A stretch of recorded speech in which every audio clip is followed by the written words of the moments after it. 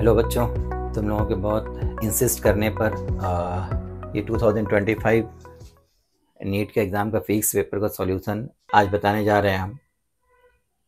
बहुत सारे बच्चों ने बोला कि इसका सर एक सॉल्यूशन दे दीजिए। तो बच्चे क्वेश्चन यहाँ से स्टार्ट करते हैं हम लोग। नंबर 1, नीट लेवल का क्वेश्चन को जिस तरह से हम लोगों को करना चाहिए था, जो टाइम के अंदर हम लोगों को कोशिश करेंगे हम लोग उस टाइम के अंदर करने के लिए। ओके, जैसे यहाँ पर तुम लोगों को ये क्वेश्चन दिया हुआ है, सपोज सरफेस टेंशन का पहला क्वेश्चन है, जिसमें इस साल जनरली 11 और 12 का पार्ट सेम नहीं रहता है, लेकिन इस साल 11 का पार्ट और 12 का पार्ट ऑलमोस्ट सेम हो गया। 11 के पार्ट से तुम लोगों का 22 क्वेश्चन आया हुआ है और 12 के पार्ट से ऑलमोस्ट 23 क्वेश्चन आया हुआ है, टोटल 45 क्वेश्चन। ये क्वेश्चन का सॉल्यूशन अगर हम लोग करेंगे यहीं से, सपोज हम लोग अगर ट्राई करते हैं, सपोज देखो, अगर यहाँ से वेरी स्मॉल लेंथ हम लोग कंसिडर करते हैं, यहाँ पर इसका angle, suppose this angle is theta और ये एंगल मान लो यहाँ पर theta plus D theta, because theta is slowly increasing. Okay, तो यहाँ से हम लोग को सरफेस टेंशन जो होगा, वो सरफेस टेंशन अगर एस होगा तो एस का एक कंपोनेंट यहाँ ले लो, यहाँ पर होगा तुम्हारा कॉस कंपोनेंट, यहाँ साइन कंपोनेंट, तो ये हो गया S sine theta plus D theta. Similarly अगर यहाँ पर सरफेस टेंशन लेंगे हम लोग, इसका दो कंपोनेंट, ये कॉस कंपोनेंट, ये साइन कंपोनेंट, साइन कंपोनेंट इधर रहेगा, this angle is equal to, ये एंगल थीटा होगा तो ये कंपोनेंट क्या तुम्हारा S sine theta. Okay, as theta is very small, तो sine theta equal to what we can write only theta, and sine theta plus D theta equal to we can write only theta plus D theta. तो this is nearly equal to S into theta plus D theta, and this is nearly equal to S into theta. तो surface tension is the force per unit length. तो अगर हम लोग यहाँ पर consider करते हैं इसको, just like this, a very small 3 dimensional Z axis मान लो, इस तरह से एक वेरी स्मॉल लेंथ यहाँ पर आगे की तरफ कंसीडर करो, this is suppose L, suppose along Z axis L. ठीक है, तो एल लेंथ के साथ अगर ये फोर्स सरफेस टेंशन को मल्टीप्लाई करेंगे तो हम लोग का अपवर्ड फोर्स निकलेगा, यहाँ से डाउनवर्ड फोर्स निकलेगा। रिजल्टेंट फोर्स कितना हो जाएगा बताओ? This resultant force will be equal to, this resultant force will be equal to s into theta plus d theta minus s into theta, इसको l के साथ मल्टीप्लाई करो, and this resultant force, upward force will balance the weight of this liquid, and the weight of this liquid will be equal to volume into density। तो इसका volume कितना हो जाएगा बताओ? ये वेरी स्मॉल लेंथ को हम लोग कंसिडर किए, दिस सपोज dx, ये लेंथ को हम लोग मान लेते हैं y, और यहाँ से लेंथ जो कंसिडर किए हैं वो हो गया l। तो अगर ये वेरी स्मॉल लेंथ होगा तो it is just like a parallel pipe, उसका length into breadth into height volume हो जाएगा, तो वॉल्यूम हो जाएगा तुम्हारा कितना बताओ? y into L into d x, volume into density rho, ये हो गया मास, इंटू जी मल्टीप्लाई करो, ये हो गया वेट। ठीक है, तो यहाँ से हम लोग ये l और ये l कैंसिल कर देंगे। ओके, तो यहाँ s अगर कॉमन लेते हैं तो theta plus D theta minus theta equal to y into rho into g into d x. ये कैंसिल हो गया, dx को इसके नीचे लेकर के आओ, तो d theta by d x equal to rho g by S into y, as it is given in the question that theta is equal to tan theta which is equal to slope dy by dx। तो यहाँ से d theta by d x कितना हो जाएगा बताओ? This will be equal to d2y by dx2। Okay, तो यहाँ से d theta by d x equal to d2y by dx2 put करेंगे तो correct answer will be equal to rho g by S into y. तो correct answer is rho g by S into y, this is your correct answer. This is the solution of question number 1। Now question number 2, question number 2 में दिया, देखो ये optical instrument का question है। Microscope has an objective of focal length 2 centimetre, focal length of objective piece is 2 centimetre, and the focal length of eyepiece FE equal to 4 centimeter. The length of the tube L equal to 40 centimeter. If the distance of distinct vision of eye is 25 centimeter, the magnification in the microscope is. तो magnification निकालने के लिए special formula तुम लोगों को बताए थे। Special formula हम लोगों का क्या था बताओ? स्पेशल फॉर्म, ये फॉर्मूला हम लोग क्लास में लिखवाए थे। This is equal to L by F naught into D by FE, D by FE।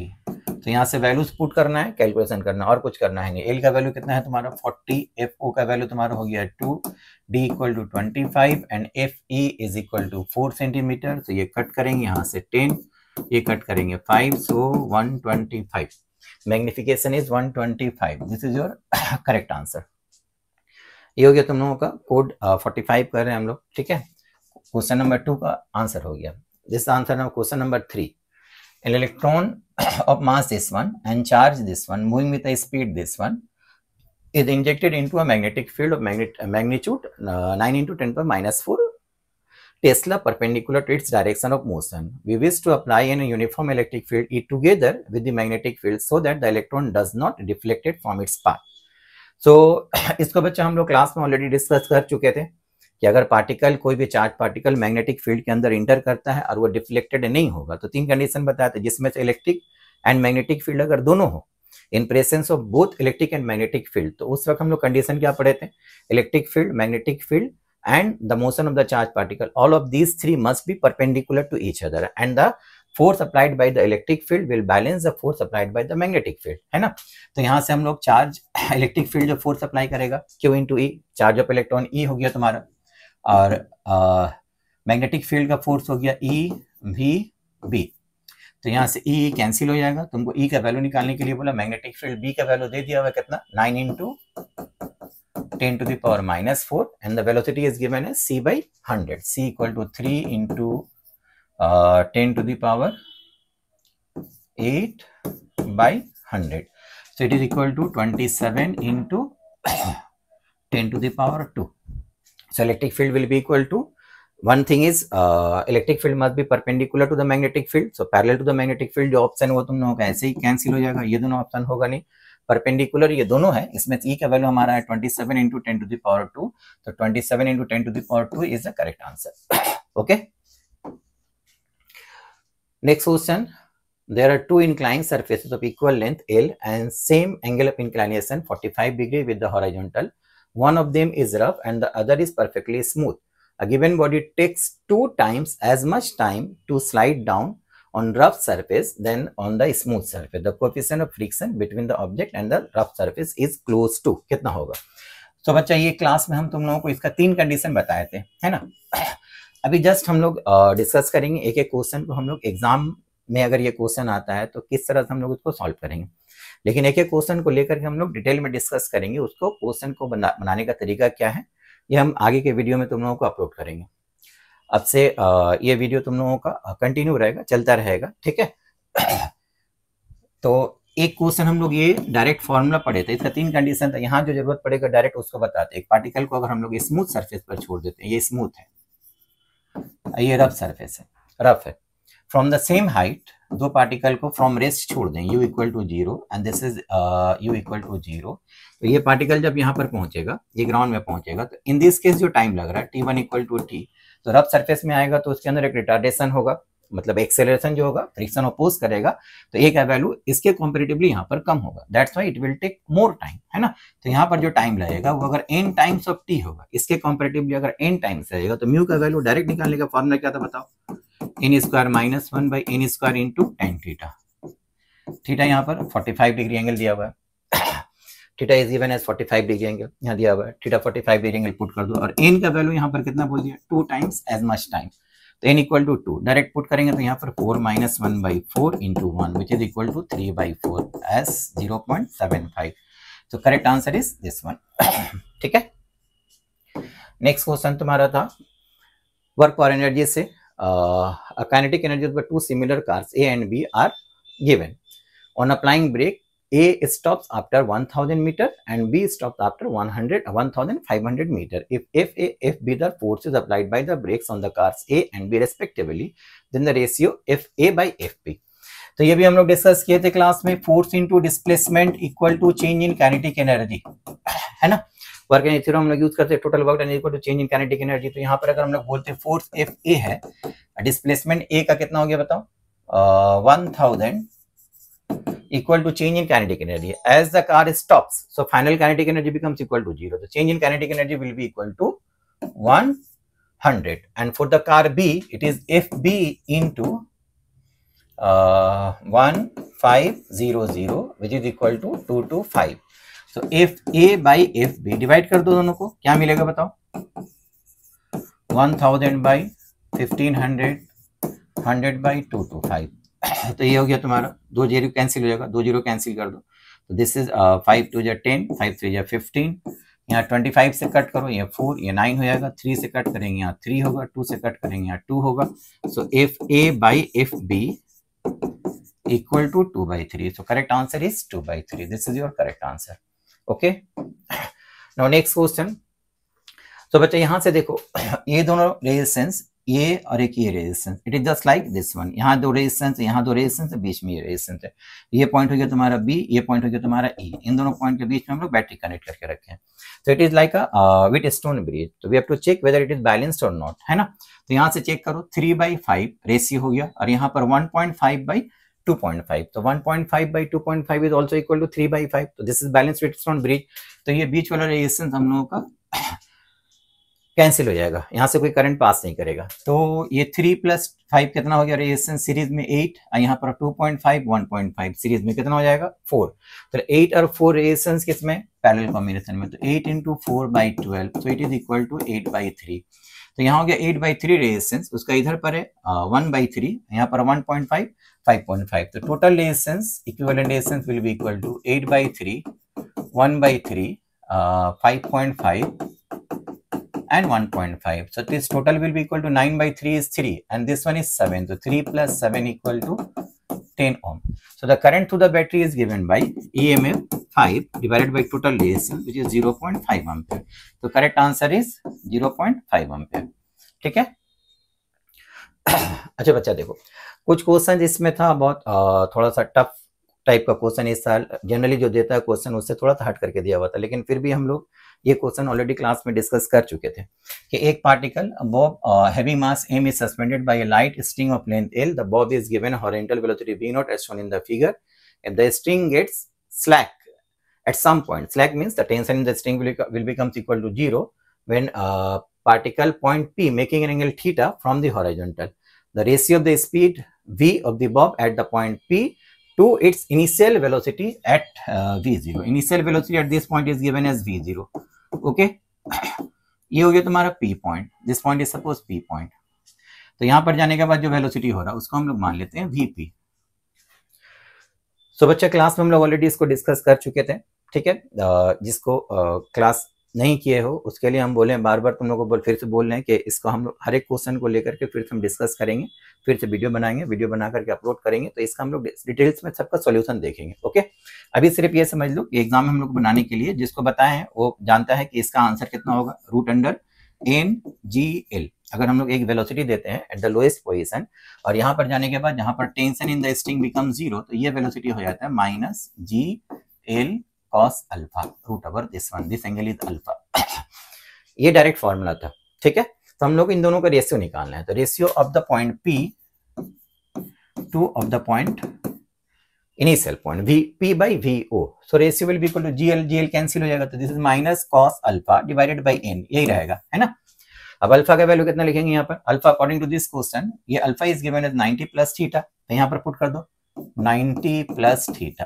Okay, और n कैसे निकालेंगे, तो टेंशन निकालने का फॉर्मूला जो है उसमें से जब t का वैल्यू 0 होता है उस वक्त ये एंगल अल्फा निकालने का डायरेक्ट एक फॉर्मूला है cos अल्फा। ये क्वेश्चन एक्चुअली हम क्लास में करवाते हैं, इसका 3 पार्ट रहता है, 3 कंडीशंस रहता है depending on the value of n in between 0 to 2 and from 2 to 5 and when n is greater than equal to 5, 3 condition के ऊपर है। तो यहाँ पर जो कंडीशन दिया हुआ है n का वैल्यू 2 और 5 के बीच में रहेगा, तो उसके लिए डायरेक्ट हम लोग फॉर्मूला यूज करते हैं। यहाँ पर टेंशन 0 होता है वो पोजीशन अल्फा निकालने के लिए, तो answer is 2 - n divided by 3। So बच्चा यहाँ पर अल्फा का value according to the question alpha is given as 90 + theta, तो यहाँ पर cos ऑफ 90 + थीटा पुट करो, तो ये हो जाएगा 2 - n, 3 यहाँ पर मल्टीप्लाई कर दो, n this is -3 sin theta equal to 2 - n, तो यहाँ से n का वैल्यू निकाल लो, n will be equal to 2 + 3 sin theta. So just put it here, n equal to, it becomes -sin theta, minus पहले से तो ऊपर sin थीटा हो जाएगा, एंड नीचे क्या आ जाएगा पता बोलो, 2 + 3 sin थीटा। तो this is the ratio Vp by VO. So correct answer will be equal to sin theta by 2 plus 3 sin theta. This is your correct answer. ठीक है. क्वेश्चंस को हम लोग एग्जाम में थोड़ा सा पेशेंस रख करके अगर सॉल्व करते, जो पढ़ाए थे बच्चा सब वही सब क्वेश्चन आया हुआ था, वेरी इजीली कर पाते तुम लोग. ये जो क्वेश्चन हम लोगों का, इस तरह क्वेश्चन बहुत सारा क्लास 1 में डिस्कस किए थे. जैसे मान लो ये ए हो गया, ये बी, ये ए हो गया, तो यहाँ से ये हो गया तुम्हारे क्या चीज बताओ, दिस इज नॉर गेट. तो यहाँ से आउटपुट हमको क्या मिलेगा, A plus B complement. This is NAND gate, तो यहाँ से आउटपुट क्या मिलेगा, A B complement. This is NAND gate, तो sorry AND gate. AND gate का आउटपुट जो मिलेगा, final output will be equal to A और बी, और यहाँ ए बी इन दोनों का प्रोडक्ट होगा, है ना, and gate binary multiplication. So this equal to what we can write, a plus b plus ab. De Morgan's theorem use कर सकते हैं हम लोग. यहाँ से अगर हम लोग यूज करेंगे तो ये हो गया a plus B, B common ले लो तो 1 प्लस ए होगा, and 1 plus A equal to we know 1 plus A equal to we know 1. तो यहाँ पर 1 लिखेंगे, 1 लिखने की जरूरत नहीं है, तो a प्लस बी का कॉम्प्लीमेंट हो जाएगा. मतलब a बाइनरी एडिशन, b और गेट हुआ, इसका complement, so it is NOR gate. So this is basically NOR gate. NOR gate correct answer is this one.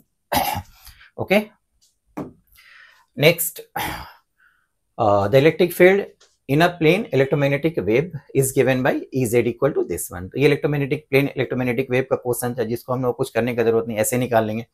जैसे देखो यहाँ पर हो गया Ez equal to this one, यहाँ पर x है, इसका मतलब क्या हुआ, the wave is traveling along x axis and the electric field is oscillating along z axis. So magnetic field is perpendicular to both electric field and the propagation of the direction of propagation of the electromagnetic wave. So magnetic field must be oscillated along perpendicular to both z and x. So y axis होगा, तो y axis के लिए हम लोग x और z तो यहाँ से ऐसे ही चला गया. अब y axis ये है, y axis दोनों में से कोई एक होगा, लेकिन एक चीज हम लोग जानते हैं कि इलेक्ट्रिक फील्ड और मैग्नेटिक फील्ड में E नोट और B नोट इन दोनों का वैल्यू सेम नहीं होता है ना. इसका एम्पलीट्यूड वैल्यू अगर हम लोग बोलेंगे 60, तो मैग्नेटिक फील्ड का एम्पलीट्यूड वैल्यू 60 नहीं होगा, because we know E nought by B nought equal to either C और V depending upon the medium. So this two can never be equal. तो अगर ये नहीं हो सकता है तो बचा एक ही ऑप्शन, तो correct answer is this one. ठीक है. नेक्स्ट देखो, सेम क्वेश्चन हम लोग क्लास में किए थे, इसका वैल्यू सिर्फ डिफरेंट था, डेटा अलग था, लेकिन अ बॉल ऑफ मास इसी टाइप का क्वेश्चन तुम लोगों का नीट 2020 में आया हुआ था. वहां पर सेम हाइट, जितना हाइट से छोड़े थे सेम हाइट रिबाउंस किया था. यहाँ पर हाइट कम डिफरेंट दिया हुआ था, मास दिया हुआ है, मास इक्वल टू 0.5 kg. एक पार्टिकल को छोड़ दिए 40 मीटर हाइट से, रिबाउंस करके ऊपर उठा कितना 10 मीटर. क्लास में हम लोग किए थे 5 मीटर हाइट से एक पार्टिकल को छोड़ दिए थे, 3.2 मीटर हाइट रिबाउंस किया था. तो इंपल्स कितना होगा कैलकुलेट करने के लिए बताए थे. तो डेल पी यहाँ पर डायरेक्ट हम लोग फॉर्मूला क्या लिख सकते हैं बोलो, एम इंटू हिट करा विद वेलोसिटी v1, रिबाउंस किया with velocity v2, so it becomes equal to v1 plus v2, because impulse is the change in momentum. Momentum is vector quantity, so we have to consider direction also. So initial and final direction are opposite, so the change in momentum is given by m into v1 plus v2. Now v1 equal to what we can write, root under 2gh. तो यहाँ से 2g का value 9.8 is given in the question, that's why we have to take 9.8 and h equal to 40. okay, तो यहाँ से multiply करेंगे तो कितना हो जाएगा बताओ. We can write 2 into 49 into 4. ये 0 पॉइंट के लिए कैंसिल हो जाएगा, तो 2 into 2 4 into 4, एक 4 बार आया यहाँ 7, तो इट इज 28. v2 यहाँ से निकालेंगे तो कितना होगा 2g, g का वैल्यू 9.8 इंटू हाइट कितना है 10, 10 से मल्टीप्लाई कर दो, ये हो गया 2 into 49. So this is equal to 2 into 7 which is 14. ठीक है.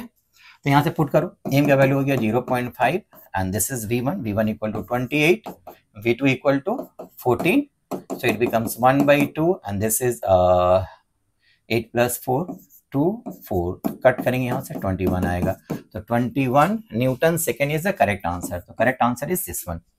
ओके. Next question. अच्छा, सेम क्वेश्चन हम लोग ऑलरेडी क्लास में डिस्कस किए थे. यहाँ पर हम लोग को अगर इंडक्टर लगा हुआ रहता है and the current is increasing और decreasing, in that case according to electromagnetic induction यहाँ पर एक ईएमएफ इंड्यूस्ड होगा, that induced EMF will oppose the cause by which it is induced, है ना. तो ये तुम लोगों का इंक्रीजिंग करंट हो सकता है, डिक्रीजिंग करंट होगा. अगर ये इंक्रीजिंग करंट होगा तो इसका करंट अपोजिट डायरेक्शन में देखो, इसको डिक्रीज करना चाहेगा. अगर ये डिक्रीजिंग करंट होता तो सेम डायरेक्शन में करंट देकर के इंक्रीज करना चाहता है ना. तो इसको हम लोग क्या किए थे, रिप्लेस कर देंगे एक बैटरी के साथ. अब बैटरी का कौन सा टर्मिनल यहाँ कंसीडर करना पड़ेगा, बिकॉज ये इंक्रीजिंग करंट है, डिक्रीज करना चाहेगा, पहले पॉजिटिव टर्मिनल, बिकॉज यहाँ से करंट निकलेगा, इसको डिक्रीज करेगा, and then rest of the circuit ऐसे ही छोड़ दो। तो ये हो गया ए, ये हो गया बी। इसका ईएमएफ दिया हुआ था 5 वोल्ट, इसका resistance 2 ohm, and the current flowing through the circuit is given as 2 ampere. So for this inductor, when it is behaving like a cell, its induced EMF is given by L di by dt. Magnitude of the induced EMF is L di by dt. So L का value यहाँ पर कितना है 1, and di by dt का value दिया हुआ यहाँ पर कितना 1 एम्पियर पर सेकेंड 1, तो इट इज 1 वोल्ट। ठीक है, so VA minus VB equal to what we can write, A point से B पॉइंट की तरफ चलना शुरू करेंगे हम लोग। जो बैटरी का टर्मिनल पहले पड़ेगा उसका साइन कंसीडर करेंगे। सेल के लिए ए पढ़े थे हम लोग, तो इसका पहले पॉजिटिव टर्मिनल 1 वोल्ट, इसका पहले पॉजिटिव टर्मिनल 5। ये करंट के डायरेक्शन में अगर हम लोग जा रहे हैं तो इसका potential difference according to Ohm's law will be equal to plus I into R. ठीक है, तो I हो गया यहाँ पर 2 इंटू 2 4, तो this is equal to 10 volt. तो correct answer is 10 volt. Okay, next question देखो। A 2 ampere current is flowing through two different small circular copper coils having radii ratio 1:2. The ratio of their respective magnetic moments will be. A current carrying loop behaves like a magnetic dipole whose magnetic dipole moment is given by m equal to I into a for a single turn. अगर n number of turns होता तो NIA use करते हैं, है ना। तो यहाँ से देखो दोनों में से करंट सेम फ्लो कर रहा है and both are circular coil, तो एरिया इक्वल टू हम लोग क्या लिख सकते हैं पाई आर स्क्वायर। तो I एंड पाई दोनों के लिए सेम है, तो m is directly proportional to R square. तो हम m1 by m2 अगर रेशियो निकालने बोलेगा तो we can write directly r1 by r2 whole square, है ना। तब r1 by r2 का वैल्यू वहां से बताओ 1/2 का होल स्क्वायर कर देंगे, सो it is 1/4। So correct answer is 1:4। ठीक है, नेक्स्ट क्वेश्चन। ये तो हम लोग बहुत बार क्लास में डिस्कस कर लिए। सर्टेन कैमरा का क्वेश्चन दिया, but it is actually the question of combination of lenses. Simple problem is combination of lens. कितना सारा लेंसेज है 4 लेंसेज है। 4 लेंसेज को अगर हम लोग साइड बाय साइड अरेंज करेंगे तो क्लास में बहुत बार बच्चा तुम लोगों को बताएं कॉम्बिनेशन ऑफ लेंस हो या मिरर हो, उसके लिए फाइनल जो इमेज बनाते हैं उसका मैग्निफिकेशन क्या था बताओ। फाइनल इमेज जितना सारा रिफ्रैक्शन या रिफ्लेक्शन कंसिडर करेंगे वो सबका मैग्निफिकेशन का प्रोडक्ट हो जाएगा magnification of the final image. तो यहाँ 4 लेंसेज है, हर लेंस का मैग्निफिकेशन m है, तो फाइनल जो इमेज बनेगा उसका मैग्निफिकेशन कितना हो जाएगा बताओ m टू द पावर 4। ठीक है, तो m टू द पावर 4 वाला ऑप्शन यहाँ पर 2 है। नेक्स्ट तुम लोग को टोटल पावर निकालने के लिए बोला था। टोटल पावर फॉर्मूला क्या होता है कॉम्बिनेशन ऑफ लेंसेज में, when the lenses are kept side by side, the total power is simply given by P1 plus P2 plus P3 plus P4 and dot dot dot. यहाँ 4 lenses है, equal power हो जाएगा 4P। तो power हो गया combination का 4P and magnification m to the power 4। तो correct answer is this one. Okay, next question. ये थोड़ा सा कॉन्सेप्चुअल टाइप क्वेश्चन दे दिया हुआ था, तो इससे हम लोग थोड़ा कैलकुलेशन करना पड़ेगा। जैसे इसका हम लोग डायरेक्ट यहाँ पर फॉर्मूला लिखा रहे हैं। इस तरह क्वेश्चन जो होता है, in oxygen cylinder of volume 30 litre has 18.2 moles of oxygen, after some oxygen is withdrawn from the cylinder, its gauge pressure drops to 11 atmosphere pressure, atmospheric pressure at temperature 27 degree centigrade. The mass of the oxygen withdrawn from the cylinder is nearly equal to। ठीक है, तो यहाँ पर हम लोग को एक basically निकालना पड़ेगा when some amount of oxygen is removed, withdrawn, so number of moles within the cylinder will change। तो new number of moles कितना होगा ये निकालना पड़ेगा। न्यू नंबर ऑफ मोल्स निकालने के लिए हम लोग क्या यूज करेंगे बताओ। फाइनल नंबर ऑफ मोल्स जो होगा N1 that is equal to PV by RT। ठीक है, तो P यहाँ पर गॉज प्रेशर अगर दिया रहता तो हम लोग गॉज प्रेशर जितना दिया हुआ रहेगा, फाइनल प्रेशर जो होता है हम लोगों का उसमें 1 एटमॉस्फेयर हम लोग ऐड करते हैं। तो फाइनल प्रेशर हो जाएगा 11 atmospheric pressure plus 1 atmosphere which is equal to 12 ATM। तो 12 एटमॉस्फेरिक प्रेशर को अगर हम लोग चेंज करेंगे तो it is given 1 atmospheric pressure equal to 1.01 into 10 to the power 5। ठीक है, ये हो गया pressure and final pressure and volume कितना है यहाँ पर बताओ। Volume is given as 30 litre. तो 30 लीटर को हम लोग मीटर क्यूब में चेंज कर लेंगे, तो it is 10 to the power -3 divided by RT। R का वैल्यू यहाँ पर दे दिया हुआ तुम्हारा 100/12। 12 को हम लोग ऊपर कर सकते हैं, 12 यहाँ ले आओ, बाई 12 जूल पर मोल पर kelvin into temperature, temperature is 27 degree centigrade, तो केल्विन में चेंज कर लो, केल्विन में यहाँ पर कितना हो जाएगा बताओ, 300 हो जाएगा। ओके, तो यहाँ से ये 30 ये कैंसिल करो, तो यहाँ पर 2 और 1 3, 3 जीरो कैंसिल हो गया, यहाँ पर 2 जीरो बचा, 2 जीरो यहाँ से कैंसिल हो गया, तो it becomes 10 to the power -1। 12 into 12 144, 144 into 10 to the power -1 equal to 14.4 into 1.01। अब इसका वैल्यू निकालने के लिए हम लोग क्या करेंगे, 1.01 से इसको मल्टीप्लाई करना है, तो we can do it like this, 4.4 into 1 plus 0.01। Okay, तो 1 से मल्टीप्लाई करेंगे तो ये हो गया 14.4 प्लस 0.01 से मल्टीप्लाई करेंगे तो 0.144 हो गया। इसको ऐड करेंगे तो इट बिकम्स इक्वल टू 14.544 ये हो गया। This is the new number of moles. Initially the number of moles was 18.20, तो change in number of moles कितना हो गया, change in number of moles will be equal to 18.20 minus 14.54, 544 यहीं से 4 लेकर के ही बनाते हैं हम लोग। यहाँ से कितना आ जाएगा देखो, 0 minus 4 equal to 6, this is 1, 1 minus 5 equal to 6.7 minus 4 equal to 3, तो 3.66। ठीक है, तो number of mass of the oxygen removed और विड्रॉन इज इक्वल टू इतना नंबर ऑफ मोल्स को अगर हम लोग मास निकालेंगे तो कितना हो जाएगा बताओ, 1 मोल का मास दिया हुआ है 32 ग्राम, तो इतना सारा नंबर ऑफ मोल्स का मास कितना होगा इनटू 32। अब इसको चेंज करो किलोग्राम में, because options are given in kilogram, 32 gram होता है ना, 10 टू द पावर -3 मल्टीप्लाई कर दो, तो यहाँ से हो जाएगा तुम्हारा 0.32, ये हो गया 0.367 या 3.67 बोल सकते हैं हम लोग, 3.67 यहाँ से कैलकुलेट कर लो कितना आएगा, 3.67 को हम लोग लिख सकते हैं नियर अबाउट 11/3 है ना, तो ये 11/3 हो गया, ये 32 हो गया, 32 मतलब 0.032 होगा, तो 3 से कट करो, ये सपोज ऑलमोस्ट 10 होगा, तो यहाँ हो गया तुम्हारा 11, यहाँ मल्टीप्लाई करेंगे तो आ जाएगा तुम्हारा ऑप्शन ऑलमोस्ट 0.116। 3.67 को हम लोग 11/3 लिख सकते हैं, इसको 11/3 लिख दो, यहाँ पर 30 मान लो, तो 11/3 इंटू 30 कितना हो जाएगा बताओ, 3 कैंसिल हो जाएगा, तो इट इज 110 और 1000 से डिवाइड कर दो तो कितना हो जाएगा 0.110 नियरली, तो 0.110 का करीब आंसर हम लोगों का ये वाला है, तो correct answer is this one. ठीक है बच्चा, तो इसको भी हम लोग थोड़ा सा ध्यान देके बनाते तो इजीली बन जाता। नेक्स्ट क्वेश्चन देखो, अब ये तो बच्चा हम लोग क्लास में किए थे, क्लास का स्टार्टिंग में ये क्वेश्चन हम लोग किए थे, एग्जैक्टली सेम क्वेश्चन क्लास में करवा दिए थे तुम लोगों को।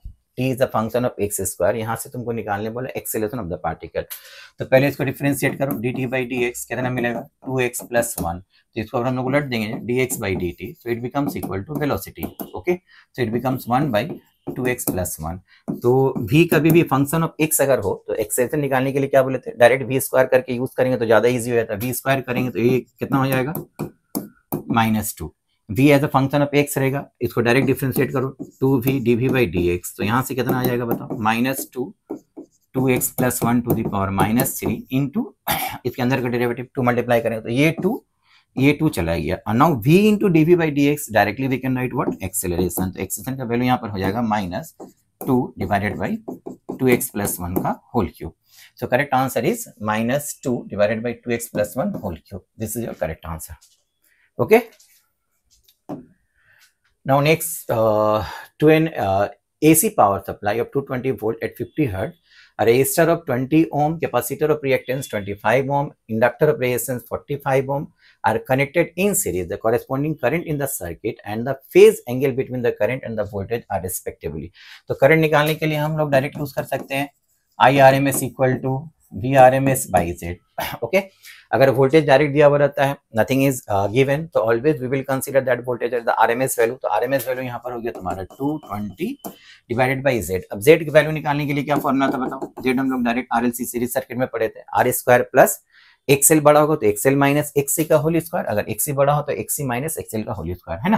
तो यहाँ पर तुम्हारा कैपेसिटर 20 दिया हुआ है एंड रेजिस्टर, अच्छा रिएक्टेंस 25 कैपेसिटर का एंड रिएक्टेंस इंडक्टर का 45, तो RL इज ग्रेटर। ओके, तो यहाँ पर हो जाएगा 20² plus 45 minus 25 whole square, so it becomes equal to 20² plus 20², 20² plus 20², okay, so this is equal to 20√2, तो यहाँ पर पुट कर दो 20√2 तो ये कैंसिल हो गया, 2 से कटे 11, 1/√2 का वैल्यू डायरेक्ट बोले तो याद है 0.7, तो 0.7 से इसको मल्टीप्लाई कर दो तो 0.77 हो गया इतना ampere.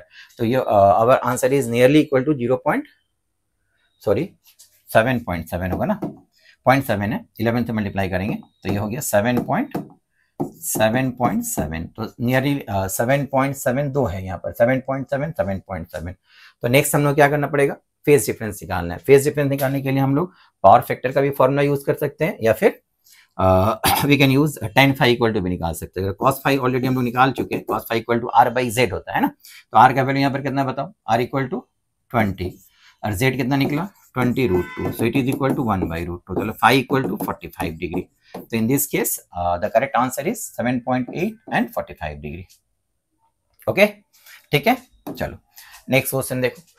The sun rotates about its center once in 27 days. What will be the period of revolution if the sun were to expand to twice its present radius without any external influence? Assume the sun to be a sphere of uniform density. तो इस तरह का question हम लोग अर्थ के लिए किए थे। अर्थ का अगर रेडियस चेंज हो जाता है तो न्यू टाइम पीरियड कितना होगा, उसका डायरेक्ट फॉर्मूला बोले थे तुम लोगों को, this one, where new resistance R1 will be equal to R/N, है ना। सेम क्वेश्चन तुम लोगों को सन की जगह अर्थ की जगह सन के लिए दे दिया था, तो सन का यहाँ पर टाइम पीरियड तुम लोगों को बोल दिया कितना 27 डेज, और एन यहाँ पर R1 इक्वल टू कितना हो गया बताओ, ट्वाइस ऑफ प्रेजेंट रेडियस। तो ये 2 को अगर नीचे लेकर के जाएंगे तो एन का वैल्यू हाफ हो जाएगा, तो यहाँ पर हाफ का स्क्वायर कर दो, तो इट बिकम्स 27 into 4, 27 into 4 अगर हम लोग मल्टीप्लाई करते हैं तो we will get 7 into 4 28 and this is 10, 110 days. So correct answer is this one. Okay, so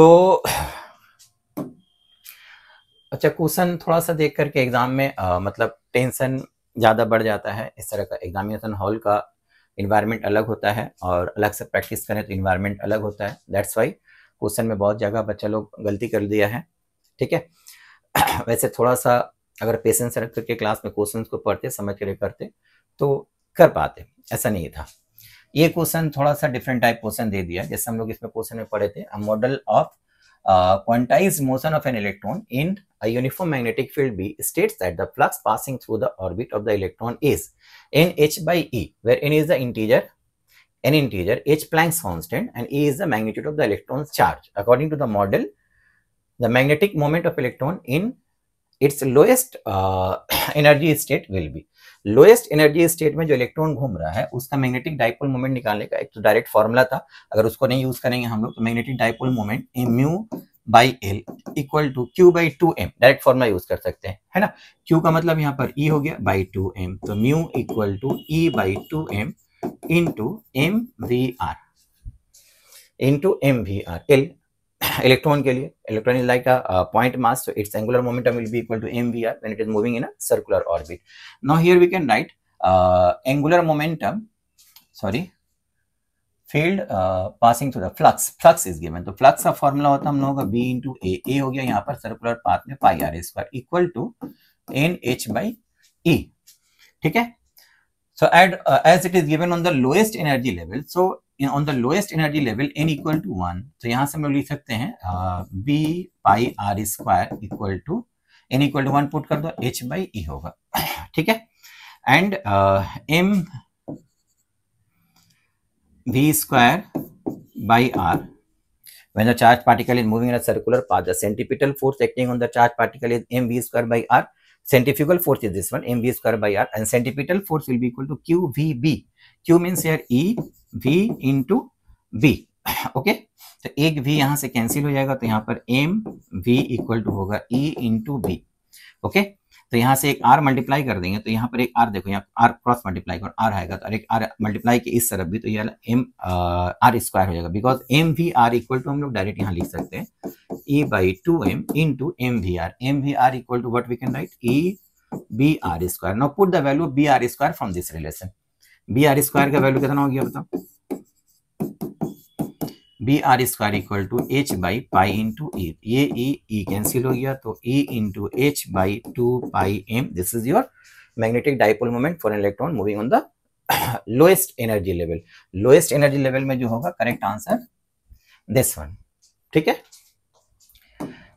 next question बच्चे, इस तरह क्वेश्चन कंडक्शन में हम लोग बहुत सारा क्लास में ऑलरेडी सॉल्व कर चुके थे, तुम लोगों को याद होगा। इसका बनाने का तरीका जो बताया था, इन लोगों का थर्मल रेजिस्टेंस का रेशियो निकालेंगे।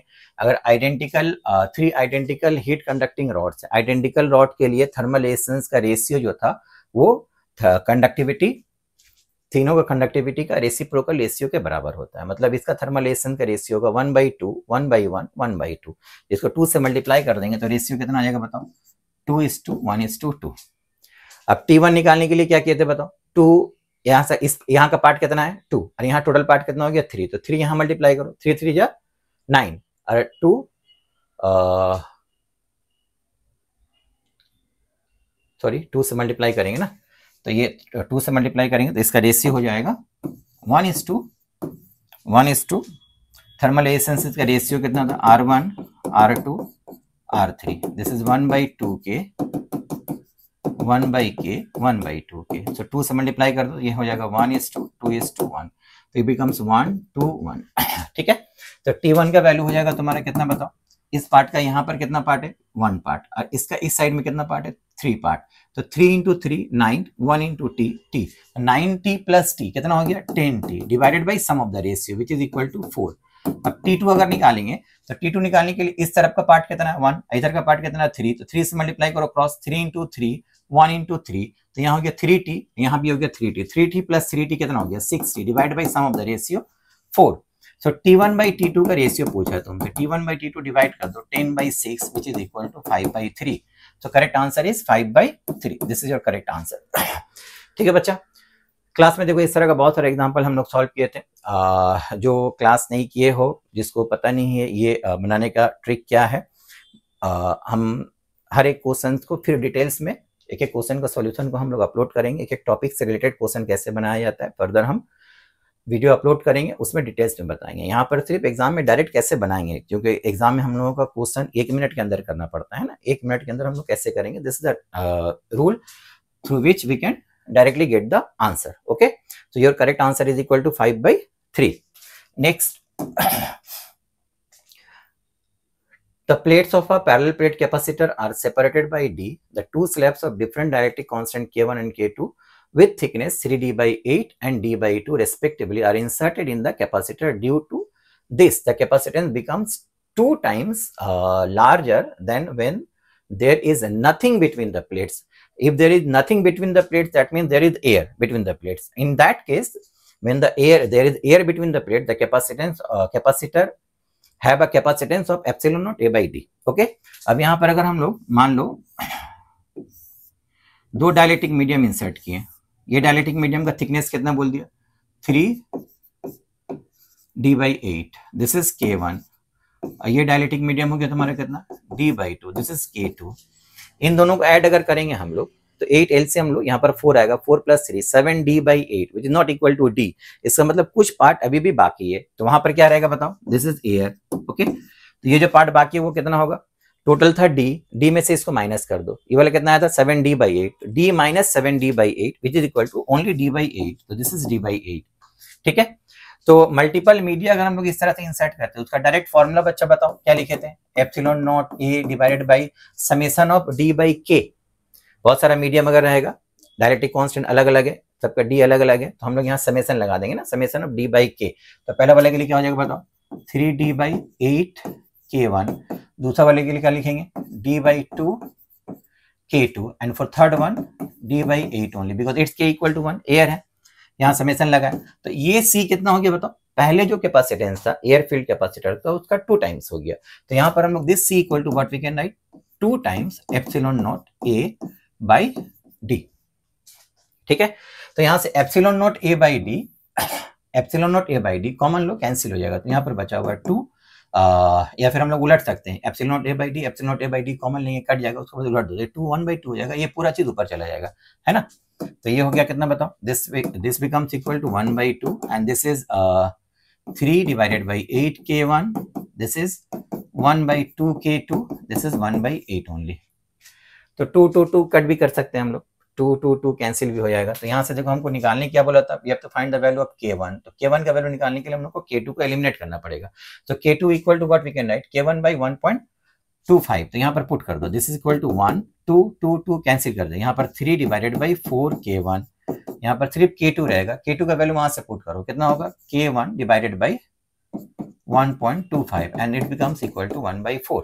ओके, तो 1/4 यहाँ लेकर के 1 माइनस 1/4 इट इज 3/4, और यहाँ हम 4k1 एलसीएम लेंगे तो 4 यहाँ मल्टीप्लाई होगा, 4 into 1.25 equal to 5। Okay, 1.25 into 4 multiply करो तो ये हो गया तुम्हारा 5, यहाँ से ये 4 कैंसिल हुआ, तो k1 का वैल्यू आ जाएगा यहाँ 8/3 which is equal to 2.67। So answer is 2.66 दिया हुआ है, this is your correct answer. Okay, now next question, same question बच्चा हम लोग क्लास में डिस्कस किए थे। ठीक है, एक तरफ एक to cities X and Y are connected by regular bus services with a bus leaving in either direction every 10 minutes. A girl is driving a scooty with a speed of 60 km/h in the direction X to Y. Notices that the bus goes past her every 30 minutes in the direction of her motion, and every 10 minutes in the opposite direction. Choose the correct option for the period, capital T of the bus service and the speed of the buses. Okay. सो मान लो यहाँ X यहाँ Y दो cities है, यहाँ से यहाँ बस छूट रहा है आफ्टर एवरी टी मिनट, और यहाँ से बस छूट रहा है Y के लिए, Y से X के लिए आफ्टर एवरी टी मिनट्स। ठीक है, तो इस तरह से मान लो बसेस जा रहा है तो दो बसेस के बीच का गैप जो रहेगा वो तो सेम रहेगा, because after every regular interval of time bus छूट रहा है and from both side the buses are moving with the constant velocity.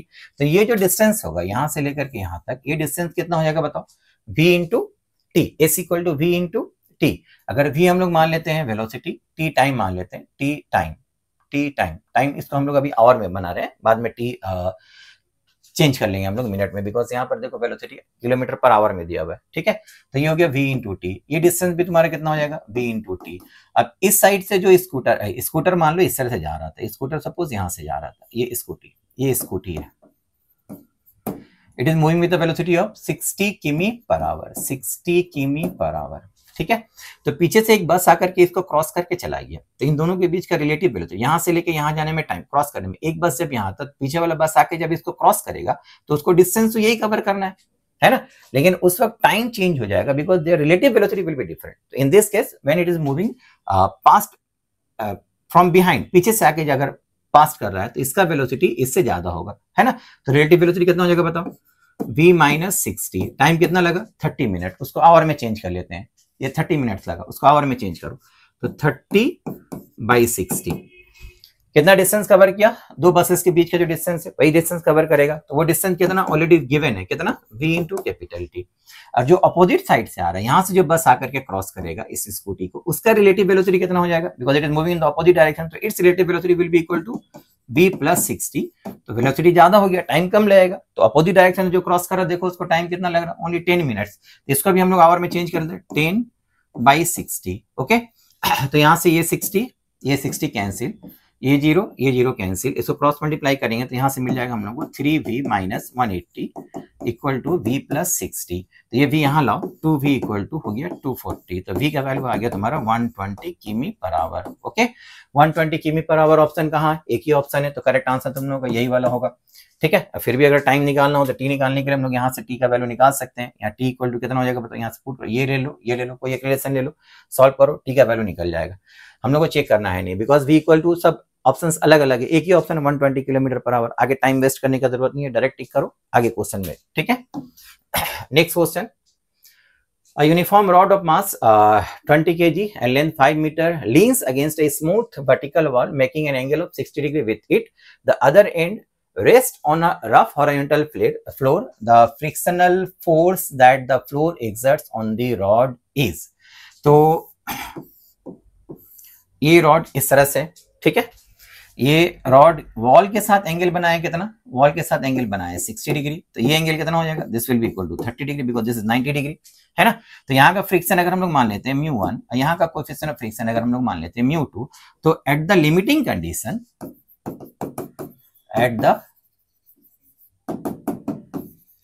Condition बच्चा, यहाँ तुम लोगों को डायरेक्ट फॉर्मूला लिखा है, if this angle is theta तो tan theta equal to 1 minus μ1 μ2 by 2 μ1। ठीक है, क्लास में ये डायरेक्ट फॉर्मूला यूज किया हम लोग, ये डायरेक्ट फॉर्मूला ऐसे भी बना सकते हैं, डायरेक्ट फॉर्मूला यूज करेंगे तो हम लोग को एक लाइन में बन जाएगा। देखो यहाँ से tan theta equal to this one, तो यहाँ पर तुमको ये दे दिया हुआ है rough surface, floor rough surface है, इसका कोएफिशिएंट ऑफ फ्रिक्शन हम लोग मान लेते हैं म्यू, और ये हो गया स्मूथ, वॉल स्मूथ बोल दिया है ना, leans against a smooth vertical wall, तो mu two equal to 0 and this angle theta equal to this angle theta equal to this is theta which is equal to 30 degree. तो ये direct लिख दो तुम लोग tan 30 डिग्री इक्वल टू, ये हो जाएगा म्यू टू का वैल्यू 0 पुट करेंगे तो 1/2 म्यू हो जाएगा which is equal to 1/√3। So mu का वैल्यू हो गया 1/2√3। तुमको बोला तो यहाँ फ्रिक्शन कितना होगा, ये फ्रिक्शन अगर निकालना है, ये friction, this friction will be equal to, यहाँ नॉर्मल रिएक्शन मान लो n, this friction will be equal to mu into n1। Okay, तो यहाँ F फ्रिक्शनल फोर्स जो निकालने बोला है तो म्यू इनटू n1, म्यू का वैल्यू तुम लोगों को यहाँ से मिल गया 1/2√3। अब n1 का वैल्यू कैसे निकालेंगे, ये यूनिफॉर्म रॉड है तो इसके सेंटर से एक वेट एक्ट करेगा W, and that W will be equal to how much, weight equal to 20g which is equal to 200 newton. Okay, और तो कोई फोर्स इस डायरेक्शन में है नहीं, एक फोर्स यहाँ पर, एक फोर्स यहाँ, यहाँ नॉर्मल रिएक्शन होगा इस डायरेक्शन में, this is into perpendicular to the wall. तो at equilibrium summation of F Y will be equal to 0, ऊपर n1 नीचे w, तो n1 will be equal to w, n1 का वैल्यू यहाँ पर हम लोग डायरेक्ट लिख सकते हैं कितना, 200। ओके, तो ये हो गया 2 कैंसिल 100, तो दिस इज सॉरी यहाँ हम लोग वैल्यू मिस्टेक किए। ओके, म्यू का वैल्यू देखो यहाँ पर गलती की, म्यू यहाँ पर चलेगा तो √3/2 होगा, ये गलती कर दी, इसको करेक्शन कर लो तुम लोग, ये हो गया तुम्हारा √3/2, mu equal to this is √3/2, तो ये हो गया तुम्हारा √3/2, 2 कैंसिल हो जाएगा, 100 इंटू √3, तो करेक्ट आंसर इज 100√3 न्यूटन। तो करेक्ट आंसर इज 100√3 न्यूटन। ठीक है बच्चा, इसको हम लोग समेशन ऑफ टॉर्क लेकर के भी बना सकते हैं, लेकिन टाइम तुम लोगों को बचाना है एग्जाम में, जो जितना क्विकेस्ट बना सकोगे उतना ज्यादा बेटर है, इसलिए हम लोग वो मेथड यूज करके इजीली बना सकते हैं। नेक्स्ट क्वेश्चन तुम लोगों का, इन एन ऑसिलेटिंग ऑसिलेशन से दिया हुआ है, oscillating spring mass system, a spring is connected to a box filled with sand, as the box oscillates, sand leaks slowly out of the box vertically so that the average frequency and the average amplitude of the system change with the time t. Which one of the following options schematically depicts these changes correctली। सो इस तरह का दो question तुम लोग class में करवाए थे, एक सिंपल पेंडुलम का, सिंपल पेंडुलम में बोले थे बॉब के अंदर अगर पानी या सैंड डाल देते हैं, सैंड या वाटर स्लोली लीक करता है तो उसका टाइम पीरियड कैसे चेंज होगा। लेकिन यहाँ पर ये सिंपल पेंडुलम का क्वेश्चन नहीं है, this is the spring and mass system. तो स्प्रिंग एंड मास सिस्टम के लिए ओमेगा का वैल्यू होता है √k/m। सो ओमेगा m के साथ इनवर्सली वेरी कर रहा है, तो मास अगर ऐसा इससे कमेगा तो ओमेगा का वैल्यू इंक्रीज करेगा। ओके, तो m और ओमेगा इनवर्सली वेरी कर रहा है, मास कमेगा तो ओमेगा का वैल्यू बढ़ना चाहिए, ओमेगा का वैल्यू बढ़ रहा है कहां पर, इसमें भी बढ़ रहा है, इसमें भी बढ़ रहा है, इसमें भी बढ़ रहा है, तो ये नहीं होगा, इन तीनों में से कोई भी एक हो सकता है। दूसरा, कोई भी एक मास की वजह से वर्टिकली हैंग करेंगे तो मैक्सिमम डिस्प्लेसमेंट जो होता है उसका एम्पलीट्यूड, अगर वो एम्पलीट्यूड हम लोग निकालेंगे a, तो mg equal to we can write k into a, so here we can say a is proportional to m, the amplitude is directly proportional to the mass of the oscillating body। तो यहाँ पर अगर मास of the oscillating body बढ़ रहा होगा तो amplitude बढ़ेगा, but as sand उसमें से लीक कर रहा है तो मास डिक्रीज कर रहा है, अगर मास डिक्रीज करेगा तो एम्पलीट्यूड भी डिक्रीज करेगा। तो एम्पलीट्यूड डिक्रीज करने वाला ऑप्शन इसमें से कौन है, ये नहीं है, ये नहीं है, तो यही एम्पलीट्यूड डिक्रीज कर रहा है, तो correct answer is this one. Okay, next question, unit and dimension से क्वेश्चन दिया हुआ था, तो यूनिट एंड डायमेंशन का क्वेश्चन बनाने का बहुत सारा रूल है, एक रूल तो तुम लोग बुक में पढ़ते हो, बाकी दो रूल हम क्लास में बताते हैं। यहाँ पर हम लोग बुक वाला ही रूल अगर यूज करेंगे तो उससे ही हम लोग सॉल्व कर सकते हैं।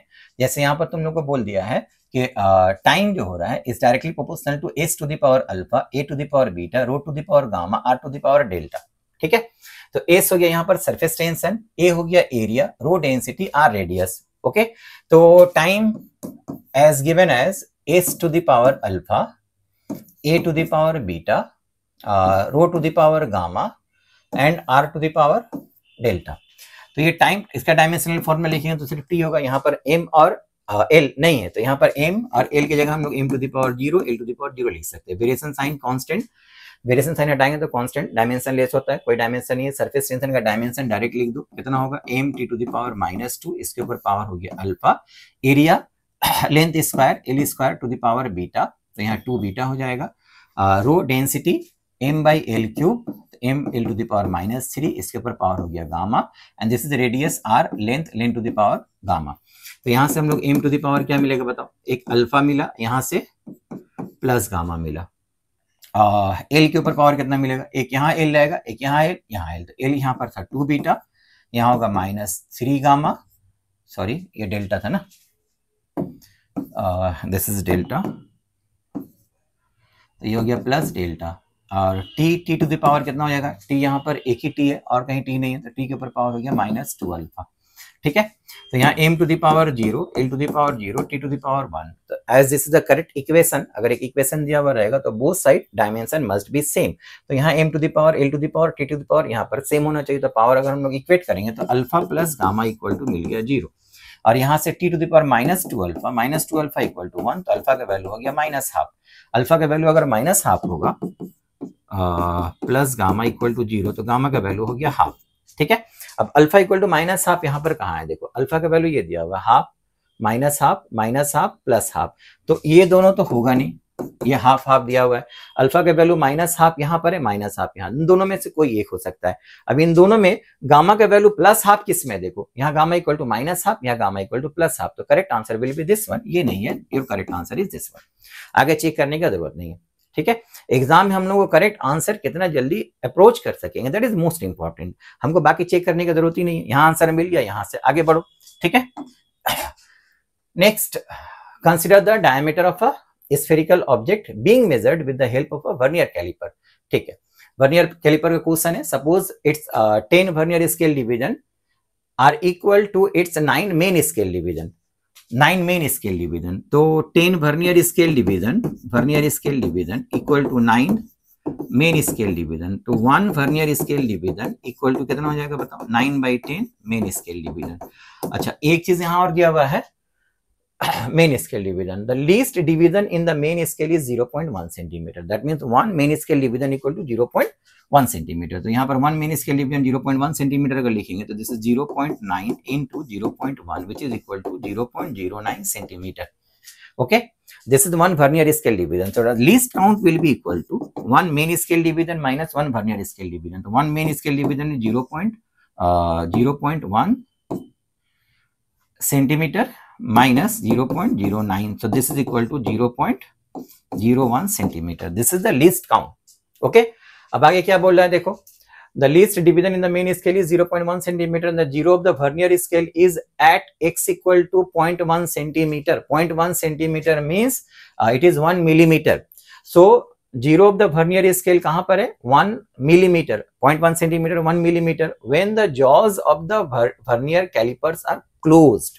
jaws of the vernier calipers को अगर हम लोग क्लोज कर देंगे, मान लो यहाँ मेन स्केल का 0 था, ठीक है, वर्नियर स्केल का 0 यहाँ होना चाहिए, यहाँ होना चाहिए जॉज को जब हम लोग टच करेंगे। ओके, लेकिन वर्नियर स्केल का 0 कहां पर बोल रहा है, वर्नियर स्केल का 0 बोल रहा है इसके 1 के साथ, इसके 1 के साथ, ये 0 इसके 1 मिलीमीटर के साथ कोइंसाइड किया, that means there is a 0 error, because the 0 of the vernier scale is towards the right side of the main scale 0, that's why it is positive 0 error, and that positive 0 error will be equal to कितना, ये 1 millimetre है, तो this is 1 millimetre, 1 millimetre equal to 0.1 centimetre. तो यहाँ positive 0 error बच्चा तुमको बता दे रहा है प्लस 0.1 सेंटीमीटर। ठीक है, clear.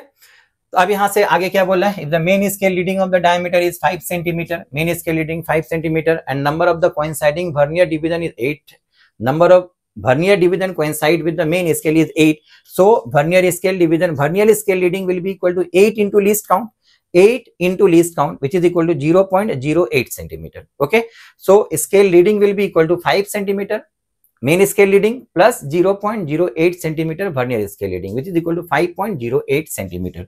5.08 centimeter, this is the scale leading.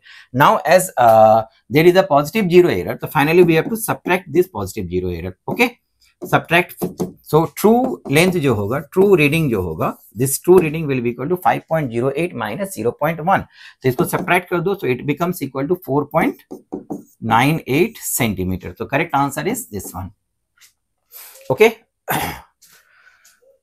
बच्चा अभी इससे पहले भी तुम लोगों को बोले, यहाँ पर सिर्फ हम आंसर एग्जाम में कैसे लिखेंगे हम लोग ये बता रहे तुम लोगों को। एक एक क्वेश्चन के लिए डिटेल्स में हम तुम लोगों को हर एक क्वेश्चन का डिटेल्स में सॉल्यूशन निकाल करके तुम लोगों को बताएंगे कि इस तरह का क्वेश्चन का बनाने का क्लास में जो हम मेथड बताते हैं डायरेक्ट फॉर्मूला, उसको कैसे हम लोग याद रखेंगे, उसको यूज करके क्वेश्चन को कैसे सॉल्व किया जाता है।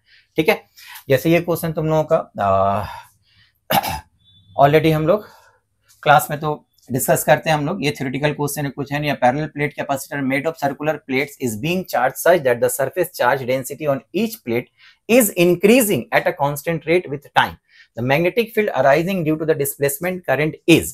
तो अगर एक पैरेलल प्लेट कैपेसिटर अगर इस तरह से हम लोग लेते हैं, इससे तो बैटरी से कनेक्ट कर देते हैं, ठीक है, तो अगर करंट चेंज होता रहेगा तो यहाँ पर करंट इंक्रीज या डिक्रीज होगा, तो इसका चार्ज इंक्रीज या डिक्रीज करे तो इसके बीच के अंदर इन दोनों के बीच में जो इलेक्ट्रिक फील्ड होगा, इलेक्ट्रिक फील्ड चेंज होगा, and because of this change of electric field इसके अराउंड एक मैग्नेटिक फील्ड इंड्यूस्ड होता है ना। तो मैग्नेटिक फील्ड के लिए अगर हम लोग ये एक्सिस मान लेंगे तो यहाँ से मैग्नेटिक फील्ड, ये इसको पेरीफेरी बोलते हैं हम लोग, सिलेंडर का ये जो सिलेंड्रिकल सर्फेस बना उसका पेरीफेरी हुआ, तो यहाँ से स्टार्ट करते करते मैग्नेटिक फील्ड चेंज होता है। मैग्नेटिक फील्ड पहले इंक्रीज करते करते करते करते यहाँ मैक्सिमम होगा, उसके बाद बाहर भी मैग्नेटिक फील्ड होगा लेकिन वो फिर से डिक्रीज करने लगेगा। तो इसका ग्राफ हम लोग डायरेक्ट क्लास में किए थे, बहुत बार तुम लोगों को बोले एग्जाम में ग्राफ डायरेक्ट पूछ लेता है।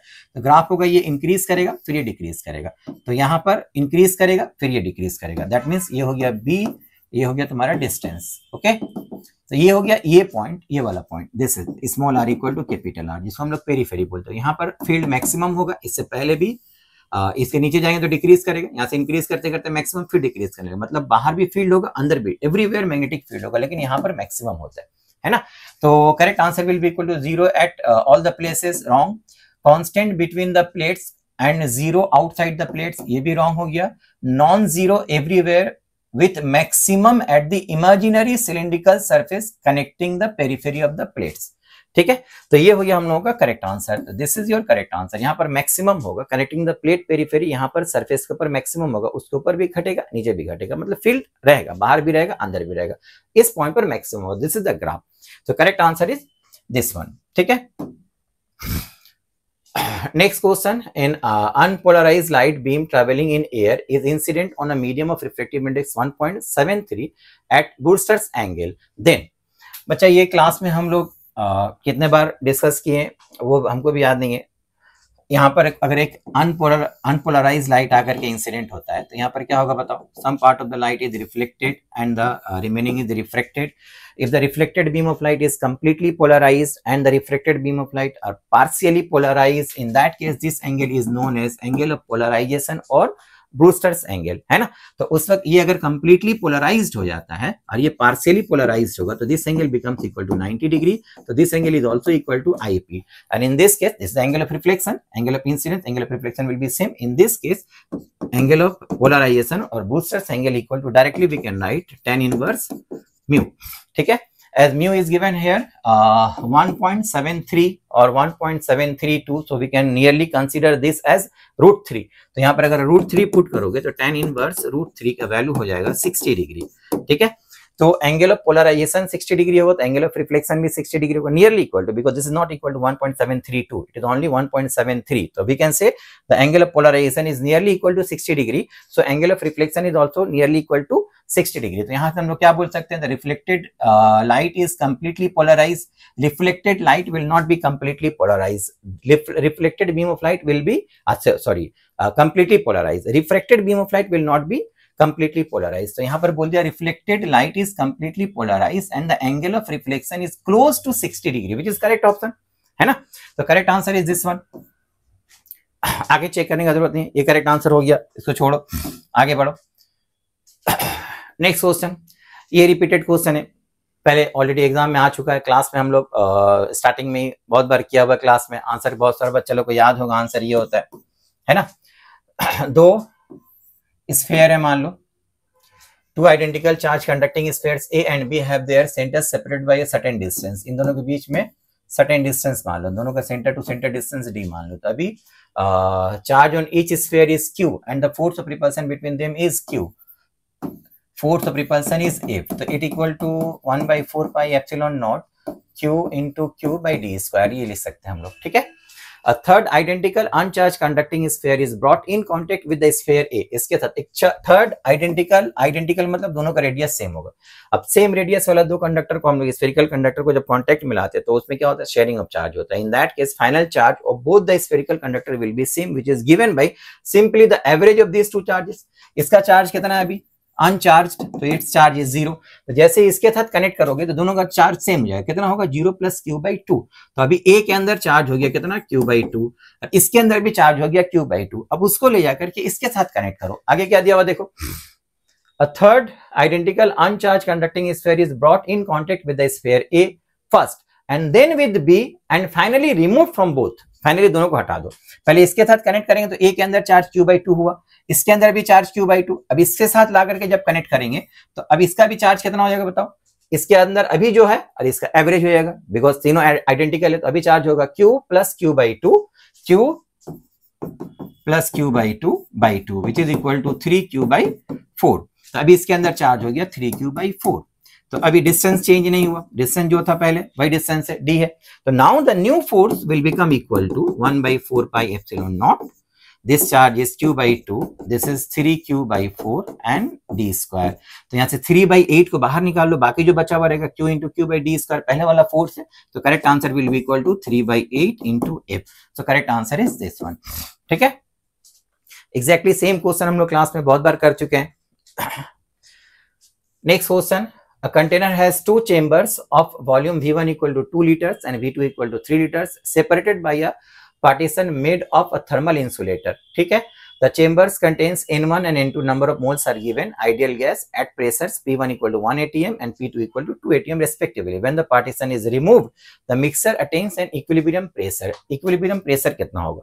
तो बच्चे इस तरह का क्वेश्चन जब भी दो गैस को एक साथ हम लोग मिक्स करते हैं तो जनरली दो तरीके से बनाते हैं, या तो मोल कंजर्वेशन से बनाएंगे या फिर एनर्जी कंजर्वेशन से बनाएंगे। तो इस तरह का क्वेश्चन बनाने का हम लोग डायरेक्ट यहाँ पर फाइनल प्रेशर का जो फॉर्मूला यूज करते हैं वो फॉर्मूला डायरेक्ट हम लिख रहे हैं, फॉर्मूला में पुट करो वैल्यू निकल आएगा।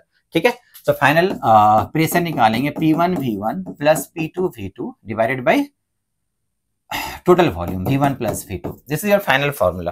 फाइनल प्रेशर निकालेंगे, इधर मोल कंजर्वेशन यूज करो या फिर जहां पर जो रिक्वायरमेंट होता है यहाँ पर हम लोग डायरेक्ट यूज कर सकते हैं, एनर्जी कंजर्वेशन यूज करेंगे, एनर्जी कंजर्वेशन यूज करेंगे। फाइनल रिलेशन तुम लोगों का ये आएगा, इसमें पुट करो, कैलकुलेशन करो। P1 V1 कितना हो जाएगा बताओ?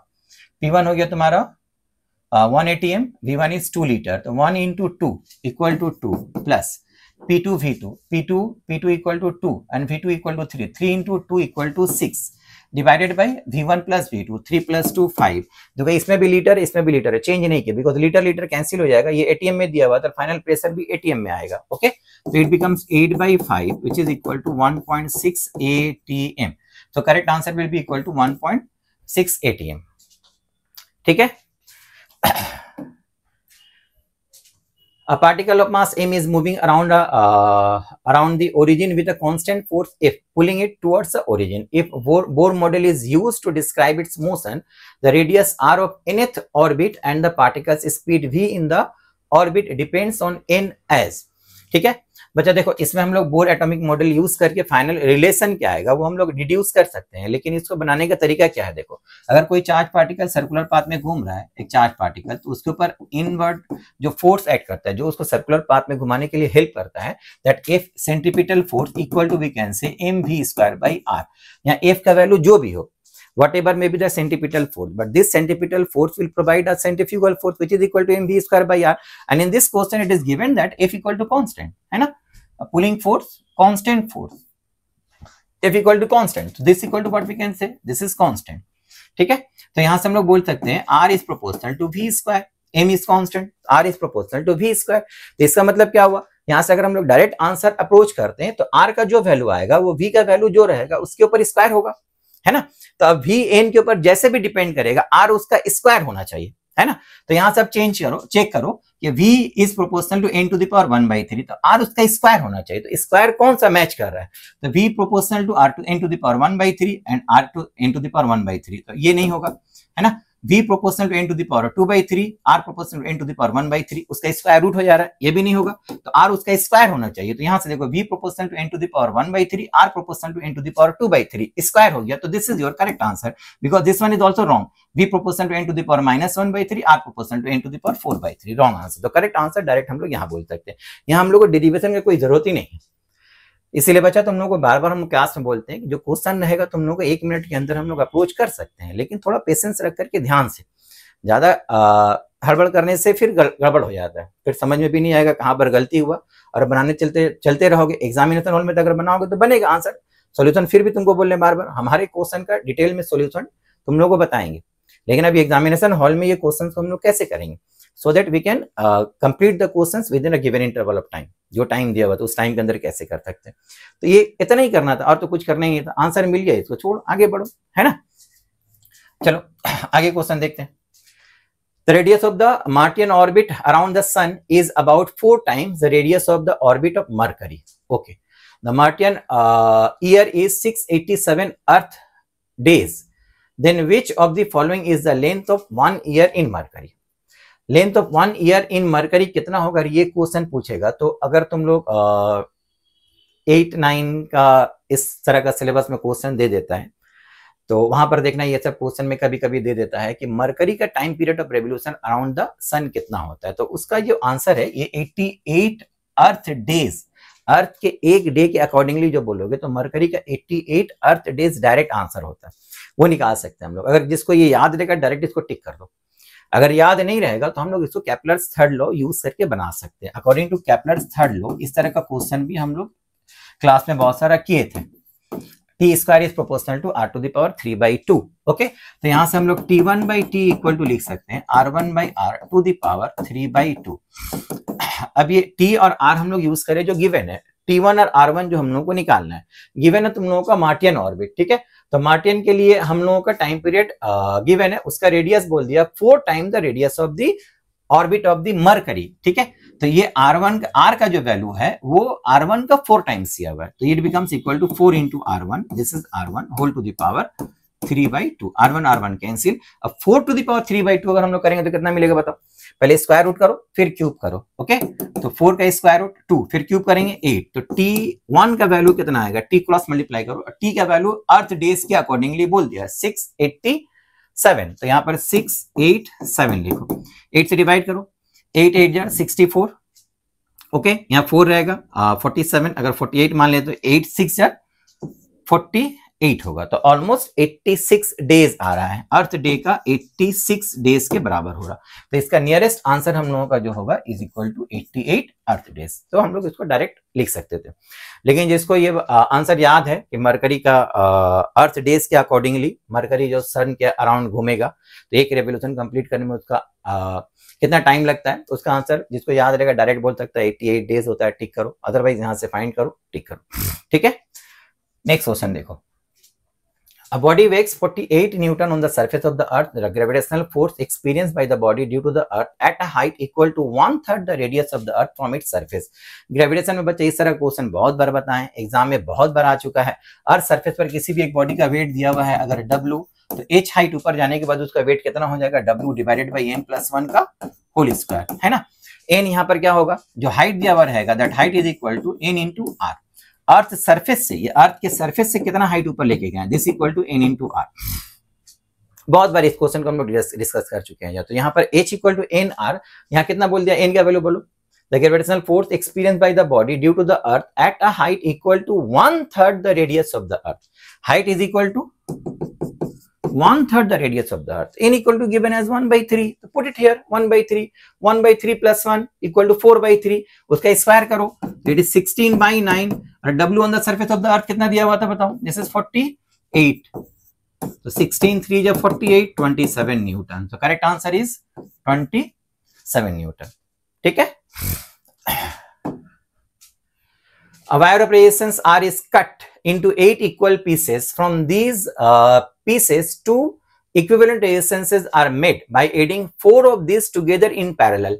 तो पहले एक वायर ऑफ रेजिस्टेंस R को 8 इक्वल पीसेस में कट करो, तो हर एक का रेजिस्टेंस हो जाएगा R/8, इसमें से 4 को पैरेलल में एक साथ जोड़ दो, तो उसका रेजिस्टेंस कितना होगा R/8/4, r/8/4, r/8 divided by 4। Identical resistance, in number of identical resistance को पैरेलल में अगर हम लोग जोड़ देते हैं, इक्विवेलेंट रेजिस्टेंस कितना होता है बताओ, r/n होता है। यहाँ एक एक का रेजिस्टेंस r/8 है, 8 पार्ट्स का, चार को एक साथ पैरेलल में जोड़ दिया, r/8/4 हो गया, तो it becomes equal to r/32।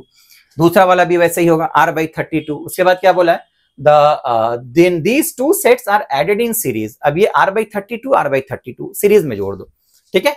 So the effective resistance of the combination will be equal to 2 into r/32। equivalent resistance कितना होगा, 2 into r/32, ये कैंसिल, r/16, तो correct answer is equal to r/16, ठीक है। Next, de Broglie wavelength of an electron orbiting in the n equal to 2 state of hydrogen atom is close to। so nth orbit पर हम लोग जो formula जानते हैं वो क्या होता है बताओ, इसका डायरेक्ट फॉर्मूला होता है तुम्हारा n² r0 हो गया तुम्हारा Bohr radius means on the first Bohr orbit का रेडियस कितना, which is given as 0.052 nanometre. हम लोग क्लास में पढ़ते 0.53 एंगस्ट्रॉम है ना, तो वो ऑलमोस्ट ये आ गया 0.52 लेकर के बनाते हैं हम लोग। तो ये nth ऑर्बिट पर ये दिया हुआ है। Now we know according to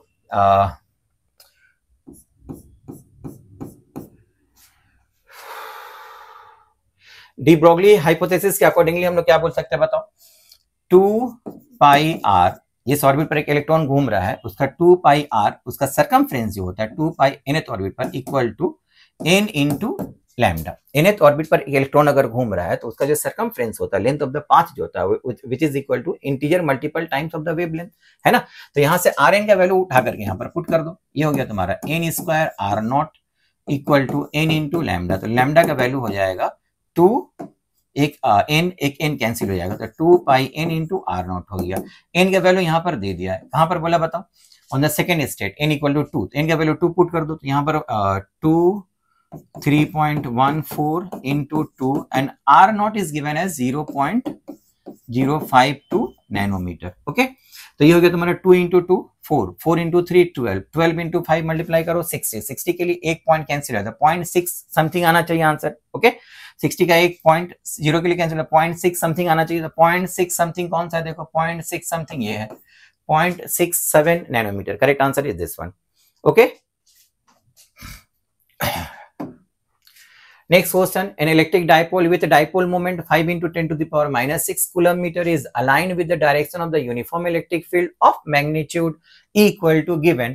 The dipole is then rotated through an angle 60 degree with respect to the electric field. The change in potential energy of the dipole is, the change in potential energy is calculated by the work done in deflecting the dipole from the equilibrium position, and that work done is given by simply 1 minus cos theta। ये हम लोग पढ़े थे, P into E, this is P into E, 1 minus cos theta। okay, तो PE 1 when deflected from the mean position, तो mean position से हम लोग इक्विलिब्रियम पोजीशन से डिफ्लेक्ट कर रहे हैं, तो 1 PE 1 minus cos theta। Direct formula use करो, यहाँ से P का वैल्यू दे दिया हुआ तुम्हारा 5 into 10 to the power minus 6, E electric field 4 into 10 to the power 5, theta equal to 60 degree, तो it is 1 minus cos 60 degree, 1 minus cos 60 is half, तो 1 minus half का वैल्यू कितना आ जाएगा बताओ, हाफ आएगा। 2 से कट करो, यहाँ पर 5 2 10 10 into 10 to the power 5 10 to the power 6 10 to the power minus 6 cancel, तो 1 जूल हो गया आंसर। तो करेक्ट आंसर इज 1 जूल, तो 1 joule is your correct answer. ठीक है, question number 36, current electricity, a constant voltage of 50 volt is maintained between the points A and B of the circuit shown in the figure. The current through the branch CD of the circuit is। बच्चा जो class में किए हो शायद याद होगा तुम लोगों को, एग्जैक्टली सेम क्वेश्चन हम क्लास में किए थे। यहाँ पर दो अलग अलग डेटा देकर के, एक 25 वोल्ट देकर के बनाए थे, एक 50 वोल्ट देकर के बनाए थे। 50 वोल्ट डेटा वाला अगर क्वेश्चन तुम लोगों को प्रैक्टिस किया याद होगा तो डायरेक्ट आंसर टिक कर दोगे तुम लोग 2 एम्पियर। ठीक है, तो बनाने का तरीका क्या था बताओ, अगर इसको हम लोग शॉर्ट सर्किट करते हैं तो ये पॉइंट इसके साथ आकर के कनेक्ट हो गया। ठीक है, that mean these two resistances are now connected in parallel and these two are connected in parallel. तो इन दोनों का इक्विवेलेंट रेजिस्टेंस कितना होगा, product by sum which is 3/4। इन दोनों का इक्विवेलेंट रेजिस्टेंस कितना होगा, product by sum which is 8/6 means 4/3। So this total voltage will be divided into two parts, and according to voltage divider law in series combination the total voltage is divided into ratio direct resistance, ratio of the resistances, voltage will be directly divided in the ratio of the resistances. तो यहाँ ratio of the resistances कितना हो गया बताओ, V1 and voltage का ratio होगा direct ratio of the resistances. ये resistance हो गया 3/4 और ये रेजिस्टेंस हो गया तुम्हारा product by sum, product by sum means 8/6 which is 4/3, okay 4/3। तो ये रेशियो में वोल्टेज डिवाइड हुआ, तो यहाँ हो गया 9, यहाँ हो गया 16। तो ये भाग का वोल्टेज कितना होगा, इस तरफ का voltage 9 by sum of the ratio 25 into 50, 9 by 25 into 50 which is equal to 18 volt. तो यहाँ का वोल्टेज आ गया 18 वोल्ट। तो ये कितना होगा, बाकी वोल्टेज ड्रॉप यहाँ पर होगा 50 माइनस 18, तो 32 वोल्ट यहाँ पर वोल्टेज ड्रॉप हो गया। अब ये दोनों चीजों पैरेलल कॉम्बिनेशन में है, तो कोई एक का करंट निकालो, दोनों का वोल्टेज 18 वोल्ट होगा, तो इसका करंट कितना होगा बताओ, 18/1 विच इज 18 एम्पेयर, ओके। और इसका दोनों का वोल्टेज कितना हो गया 32 वोल्ट, इसका वोल्टेज 32 रेजिस्टेंस टू करंट कितना होगा V/R which is equal to 16 ampere. तो अब बच्चा आंसर बताओ, यहां से 18 एम्पेयर करंट आके यहां चला गया 16, तो बाकी 2 एम्पेयर करंट कहां जाएगा, यहां से नीचे आएगा, दिस इज 2 एम्पेयर। ये सारा पॉइंट हम लोग ऑलरेडी क्लास में डिस्कस किए थे, किस पॉइंट का वोल्टेज ज्यादा होगा, करंट कहां से कहां फ्लो करेगा, शॉर्ट सर्किट करेंगे क्या होगा नहीं होगा, ये सब कुछ हम लोग जानते हैं। यहाँ एग्जामिनेशन के लिए डायरेक्ट हम लोग ये समझ लेंगे आंसर इज 2 एम्पेयर। डिटेल्स में बच्चा तुम लोग को हम बाद में बताएंगे, ठीक है। ये हो गया तुम्हारा करेक्ट आंसर। अभी बहुत सारा बच्चा लोग का फोन आ रहा है, बहुत सारा बच्चा लोग का इंसिस्ट करने के लिए हम लोग ये वीडियो बहुत लेट से हम अपलोड करें, लेकिन फिर भी बहुत ज्यादा बच्चा लोग हमको इंसिस्ट किया था, इसके वजह से ये मतलब मैक्सिमम क्वेश्चन ऐसा था जो हम लोग क्लास में किए। ये क्वेश्चन आगे का रिपीटेड क्वेश्चन है, ऑलरेडी हम लोग क्लास के अंदर किए, सेम एग्जैक्टली सेम क्वेश्चन, जिसको याद होगा क्लास की होगा याद होगा, यहाँ से हम लोग डायरेक्ट निकाल सकते हैं। ये क्वेश्चन क्या था देखो, a photon and an electron have the same energy E, the ratio alpha of photon, alpha of electron of their de Broglie wavelength is. So alpha of photon de Broglie wavelength अगर निकालेंगे तो इसका direct formula E equal to hc/लैम्डा, तो lambda equal to हो जाएगा hc/E, है ना। और लैम्डा ऑफ इलेक्ट्रॉन अगर हम लोग बोलते हैं, इलेक्ट्रॉन का वेवलेंथ अगर लिखेंगे तो इसका डायरेक्ट डी ब्रोगली वेवलेंथ निकालने का फॉर्मूला क्या था, h/p, p is the momentum, तो p equal to what we can write 2me, ठीक है। तो हम लोगों को निकालने क्या बोला, फोटोन बाई इलेक्ट्रॉन, फोटोन ऊपर रख दो, इलेक्ट्रॉन नीचे रख दो।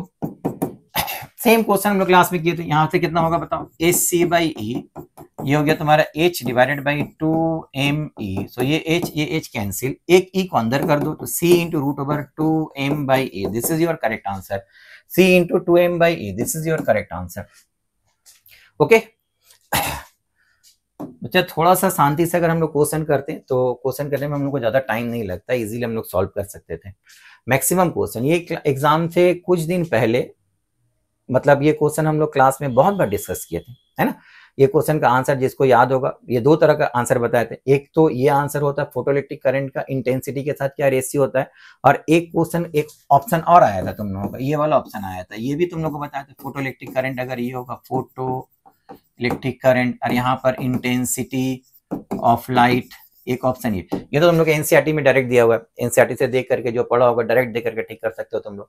एक क्वेश्चन उसका एक और क्वेश्चन था जो दूसरा जगह से एग्जाम रिपीटेड क्वेश्चन, वो भी दूसरा एग्जाम में आया हुआ था, तो वहां से ये क्वेश्चन का ऑप्शन ये नहीं दे रहा था, ये ऑप्शन दिया हुआ था, this one is also correct option, ठीक है। लेकिन यहाँ जो दिया हुआ है ये नहीं दिया हुआ है। अच्छा यहाँ देखो ये फ्रीक्वेंसी है, this is not intensity of light, यहाँ फ्रीक्वेंसी है, ये मैं बोलूँ कि सर ये दिया हुआ था, ये वाला आंसर हम लोग टिक कर दिए, this is not intensity, this is what frequency of light, so this is not correct, so here the correct answer is only this one, A, so correct answer will be only A, ठीक है।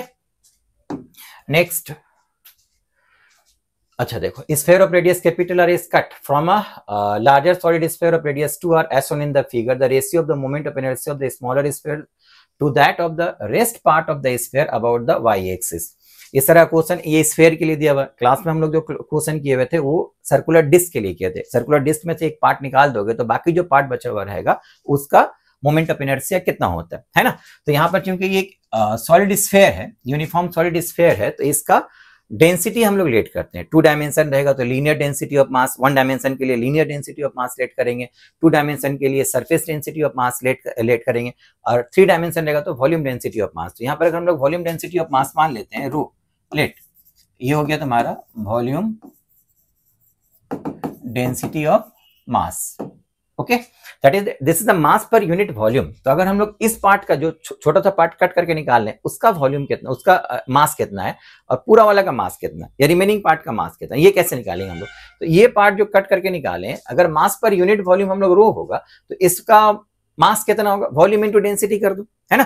तो इसका volume हो गया तुम्हारा कितना, इसका radius हो गया तुम्हारा सिर्फ आर, ये वाला रेडियस देखो, डायमीटर इज 2r, इसका रेडियस हो गया r, बड़ा वाला का रेडियस हो गया 2r, इसका रेडियस होगा सिर्फ r। तो हम लोग छोटा वाला का मास स्मॉल m अगर मानेंगे तो इसको हम लोग बोलते कितना बताओ, अच्छा मास ऑफ स्मॉलर हम लोग मान लेते हैं, suppose mass of smaller cutted portion, mass of cutted portion will be equal to volume 4/3 pi r cube into rho, ठीक है। And total mass bigger, total mass bigger sphere का वो हो जाएगा 4/3 पाई r मीन्स 2r का cube करो तो 8r cube होगा इनटू रो। तो अगर इसको हम लोग m मान लें तो ये हो जाएगा 8m। तो जो पार्ट हम लोग कट करके बाहर निकालें उसका मास m, तो पूरा वाला का मास कितना होगा 8m। तो अब अगर हम लोग इस एक्सिस के अबाउट मोमेंट ऑफ इनर्शिया निकालना चाहते हैं ऑफ द रिमेनिंग पोर्शन, तो पहले क्या करेंगे, टोटल मोमेंट ऑफ इनर्शिया में से इस वाले पार्ट का मोमेंट ऑफ इनर्शिया को सब्ट्रैक्ट करेंगे। तो इसका मोमेंट ऑफ इनर्शिया कैसे निकालेंगे, तो about this diameter, the moment of inertia of this smaller sphere cutted portion will be equal to 2/5 mr square. Now we have to find the moment of inertia about this axis. Now we can use parallel axis theorem. तो parallel axis theorem के accordingly about this axis smaller part का moment of inertia कितना होगा बताओ, smaller part या जो cutted part है उसका about this y axis moment of inertia कितना होगा, 2/5 mr square plus parallel axis theorem use करेंगे हम लोग, plus M H square, H equal to ये रेडियस है ना एम आर स्क्वायर, तो it becomes equal to 7/5 M R square. Okay, अब रिमेनिंग पोर्शन जो है, रिमेनिंग पोर्शन उसका मोमेंट ऑफ इनर्शिया कितना होगा, तो ये टोटल का मोमेंट ऑफ इनर्शिया में से अबाउट दिस एक्सिस ये कटेड पोर्शन का मोमेंट ऑफ इनर्शिया सब्ट्रैक्ट करेंगे हम लोग। तो टोटल मोमेंट ऑफ इनर्शिया का फॉर्मूला तो यही रहेगा 2/5, लेकिन एम और आर अलग अलग है। एम की जगह में क्या लिखना पड़ेगा बताओ, एम इक्वल टू 8m और आर हो गया 2r, 2r का स्क्वायर कर दो, 2r का स्क्वायर होगा यहाँ पर 4r स्क्वायर, ठीक है। ये पूरा का निकला। अब कटेड पोर्शन का यहां से माइनस करो, माइनस किसको करेंगे यहाँ पर 7/5 m स्क्वायर, ठीक है। तो यहां से हम लोग कॉमन ले सकते हैं कितना बताओ, 1/5 mr स्क्वायर, तो यहां रहेगा 4 2 8 into 8 64, 64 minus 7, 64 minus 7 equal to 57, 57/5, it is 57/5 mr square. So you have to find the ratio of the smaller sphere, moment of inertia of the smaller sphere to that of the rest part. तो smaller sphere का moment of inertia ये हो गया and rest part का about y axis moment of inertia ये हो गया, इसका रेशियो करो तो mr square by 5 कैंसिल, 7/57 रहेगा, है ना। तो correct answer will be equal to 7/57। Okay, this is your correct answer 7/57। Now ये है तुम लोगों का full wave rectifier. Full wave rectifier में हम लोग को यहाँ पर कनेक्ट करते थे आउटपुट रेजिस्टेंस, है ना, लोड रेजिस्टेंस यहाँ रहता है, इसके अक्रॉस आउटपुट कंसीडर करते थे हम लोग। तो इनपुट अगर हम लोग इंसर्ट करेंगे, इनपुट मान लो अगर हम लोग का ये इनपुट जाता है at t equal to 0, input ये पॉजिटिव, उसके पीछे रहेगा नेगेटिव हाफ साइकिल रहेगा। तो पॉजिटिव हाफ साइकिल इनपुट देंगे तो यहाँ पर पॉजिटिव हो गया, यहाँ नेगेटिव हो गया, ठीक है। पॉजिटिव हाफ साइकिल अगर इनपुट इंटर करते तो यहाँ पर पॉजिटिव, यहाँ पर नेगेटिव। इन दैट केस इसका देखो पी टाइप सेमीकंडक्टर पॉजिटिव के साथ कनेक्टेड है, n type p type semiconductor negative के साथ कनेक्टेड, तो ये रिवर्स बायसिंग हो गया, ये फॉरवर्ड बायसिंग हो गया। तो ये आउटपुट देगा, यहाँ से करंट कंडक्ट नहीं करेगा। जब नेगेटिव हाफ साइकिल जाएगा तो यहाँ पर हो जाएगा तुम्हारा नेगेटिव, यहाँ हो जाएगा पॉजिटिव, तो ये हो गया तुम्हारा फॉरवर्ड बायस, ये हो गया रिवर्स बायस, है ना। तो ये आउटपुट देगा, ये आउटपुट नहीं देगा, यही पढ़े हम लोग, ठीक है। लेकिन यहाँ पर क्वेश्चन में तुम लोगों को इनपुट वोल्टेज जो दिया हुआ था, इनपुट वोल्टेज वो बोल दिया है 220 sin 100 pi t, ठीक है। So this is omega and omega equal to what we can write 2 pi by t equal to 100 pi. So pi cancel, t equal to this equal to 2 by 100. इसको मिली second में change कर लो because here time is given in millisecond, ठीक है। तो इसको मिली second में change करेंगे तो ऊपर नीचे 0 से मल्टीप्लाई कर दिए तो ये हो गया तुम्हारा सेकंड, सेकंड को 1000 से मल्टीप्लाई कर दो तो ये हो गया मिली सेकंड, ये कैंसिल हो गया, दिस इज 20 मिली सेकंड, ठीक है। तो ये कंप्लीट साइकिल हो गया तुम्हारा, यहां से लेके यहां तक कंप्लीट साइकिल। इसके लिए जो टाइम लगेगा that time is equal to 20 millisecond. लेकिन तुमको निकालने के लिए कब बोला है, तुमको बोला है at t equal to 15 millisecond, कौन सा डायोड फॉरवर्ड बायसिंग मोड में, कौन सा डायोड रिवर्स बायसिंग मोड में। ओके, तो t equal to 15 millisecond कहां पर आएगा बताओ, ये 20 मिली सेकेंड यहां से लेके यहां तक, तो यहां तक हो गया तुम्हारा 10 मिली सेकेंड, यहां हो गया 20 मिली सेकेंड, तो ये बीच में रहा 15 मिली सेकेंड, है ना। तो 15 मिली सेकेंड के बाद तुम्हारा इनपुट कौन सा है, नेगेटिव इनपुट है, तो ऊपर हो गया नेगेटिव, नीचे हो गया पॉजिटिव। इसका मतलब D2 हो गया फॉरवर्ड बायसिंग, D1 हो गया रिवर्स बायसिंग। तो D2 हो गया तुम्हारा फॉरवर्ड बायसिंग एंड D1 हो गया reverse biasing, D1 reverse biasing, D2 forward biasing. तो करेक्ट आंसर इज 2। ठीक है बच्चा। 41.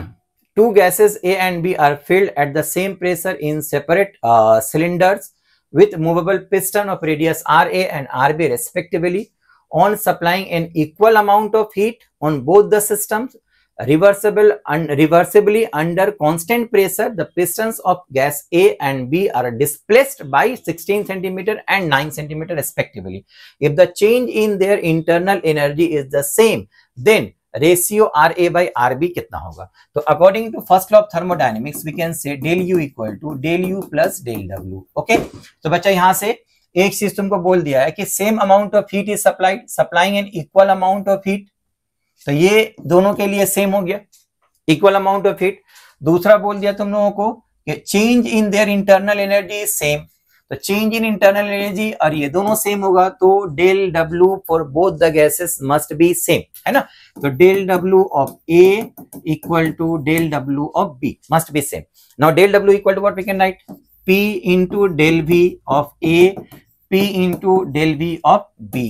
Now P is also same, है ना, सेम प्रेशर, सेम प्रेशर, तो पी पी कैंसिल हो गया। नाउ चेंज इन वॉल्यूम कितना होगा, area of cross section into displacement, तो इसका एरिया ऑफ क्रॉस सेक्शन मान लेते हैं pi R A square, displacement ए का कितना हुआ, ए का डिस्प्लेसमेंट हो रहा 16 सेंटीमीटर, और इसका लिए area of cross section R B मान लो पाई आर बी स्क्वायर, और सेकेंड वाला का डिस्प्लेसमेंट ऑफ द पिस्टन कितना हो गया 9 हो गया, तो पाई और पाई कैंसिल हो गया, R A by R B बोलो बच्चा कितना होगा 9/16 रूट अंडर, तो 9/16 का स्क्वायर रूट कर दो कितना होगा 3/4। तो correct answer is 3/4। This is your correct answer, this is your correct answer. ठीक है बच्चा। A physical quantity P is related to the 4 observations A, B, C, D as follows. Class में हम लोग बहुत बार ये क्वेश्चन कर चुके हैं, जिसको याद होगा आंसर डायरेक्ट, मतलब लास्ट टाइम में भी हम लोगों का एग्जाम से कुछ दिन पहले भी इस तरह का क्वेश्चन बहुत सारा किए थे, है ना। तो P इक्वल टू तुम्हारा दिया हुआ है A³ B² by C into root D.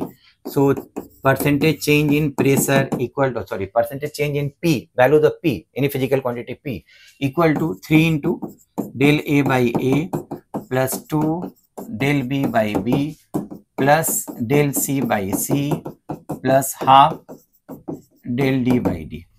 तो यहाँ पर सबका परसेंटेज एरर दे दिया हुआ, ए का हो गया 1%, तो 3 इंटू 1%, बी का हो गया तुम्हारा 3%, सी हो गया तुम्हारा 4%, sorry C 2% and D equal to 4%। Okay, ये कट हो गया 2, तो यहाँ पर 2 रहा, यहाँ 2, यहाँ 6, यहाँ 3, तो 6 और 3 9, 9 11, 11 to 13, तो आंसर इज 13%। तो correct answer is this one.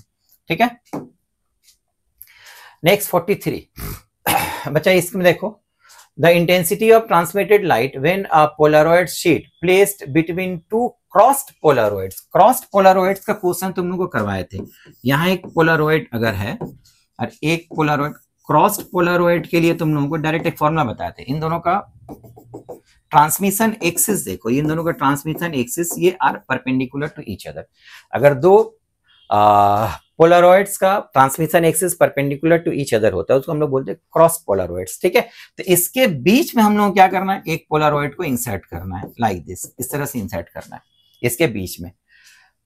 The intensity of transmitted light when a polaroid sheet placed between two cross polaroids at 22.5 degree from the polarization axis of one of the polaroids. कोई भी एक Polaroid के साथ, either इसके साथ या इसके साथ, कोई भी एक के साथ 22.5 डिग्री एंगल में एक third Polaroid in between two cross Polaroid insert करेंगे हम लोग।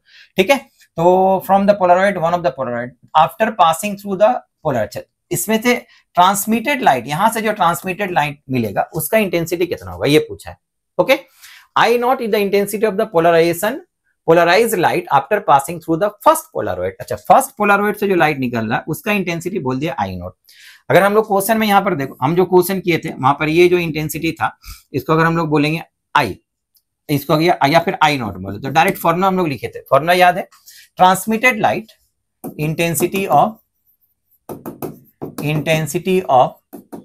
transmitted light from third Polaroid, इसका डायरेक्ट फॉर्मूला था तुम्हारा I equal to I not by 8 sine square two theta, where theta is the angle between any two consecutive polaroids, है ना। इन दोनों के बीच का एंगल थीटा ले लो या इन दोनों के बीच का एंगल थीटा ले लो। Okay, here theta is given as 22.5 degree और ये आई नोट वहां पर था, ये अनपोलराइज लाइट का इंटेंसिटी। लेकिन यहाँ क्वेश्चन में तुमको दे दिया है कि यहाँ जो लाइट आ रहा है फर्स्ट पोलरॉइड से ट्रांसमिट होने के बाद उसका इंटेंसिटी आई नॉट है। तो अकॉर्डिंग टू आवर क्वेश्चन ये इंटेंसिटी कितना आता था बताओ, आई नॉट बाई 2। तो यहां पर question according to the question given question I not by 2 is replaced by I not.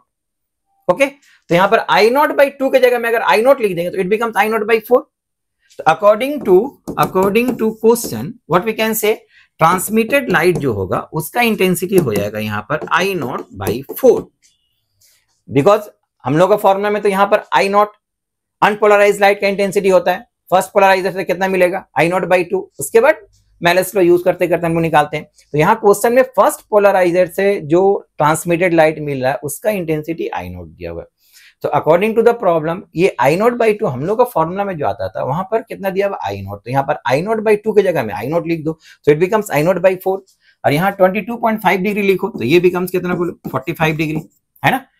ठीक है, तो sine square 45 degree equal to कितना हो जाएगा बताओ यहाँ पर 1 by root 2 square 1 by 2, so 1 by 2 into I naught by 4, so it becomes equal to I naught by 8. So the correct answer is equal to I naught by 8. Okay, now next question. Two identical point masses P and Q suspended from two separate massless springs of spring constants K1 and K2 respectively oscillates vertically. If their maximum speeds are the same, the ratio AQ by AP of the amplitudes AQ of mass Q to the amplitude AP of mass P is, अच्छा दोनों का maximum speed same बोल दिया, दोनों का maximum speed. तो for any oscillating particle we know the maximum speed is at the mean position which is equal to A into omega. तो directly we can write A P into omega P equal to A Q into omega Q. ठीक है बच्चा, तो A P omega P, omega का formula भी लिखे हम लोग स्प्रिंग मास सिस्टम के लिए, this is K by M. Okay, this के is K1 AQ, this is K2 by M, as it is given two identical point masses P and Q। तो दोनों का मास सेम है, दोनों का mass same है, तो वो मास को यहां से कैंसिल कर दो। तुमको निकालने के लिए क्या बोला बताओ, AQ by AP। So AQ by AP कितना हो जाएगा K1 by K2 square root. Okay, AQ by AP equal to K1 by K2। So K1 by K2 root under is your correct answer, root under K1 by K2। Okay, now 45. In pipe open at both ends has a fundamental frequency F in air. The pipe is now dipped vertically in water drum to half of its length. The fundamental frequency of air column is now equal to। बच्चा class में बहुत बार ये question हम लोग discuss कर लिए हैं, जिसको देखोगे तो डायरेक्ट आंसर बोल सकते हो तुम लोग, इसका आंसर कितना होगा अनचेंज रहता है। ठीक है, because open pipe of length L अगर होगा तो इसका फंडामेंटल फ्रीक्वेंसी का फॉर्मूला होता है V/2L। इसको हाफ अगर हम लोग लिक्विड के अंदर इमर्स कर देंगे तो ये पोर्शन बंद हो गया, क्लोज हो गया, तो now it is behaving like a close pipe whose length will be equal to half portion. ये हाफ लिक्विड के अंदर है, यहाँ पर वाटर के अंदर चला गया, ये एयर यहाँ पर रहेगा, तो इसका भी फंडामेंटल फ्रीक्वेंसी अगर F1 बोलेंगे तो इसका फॉर्मूला हो जाएगा V/4L।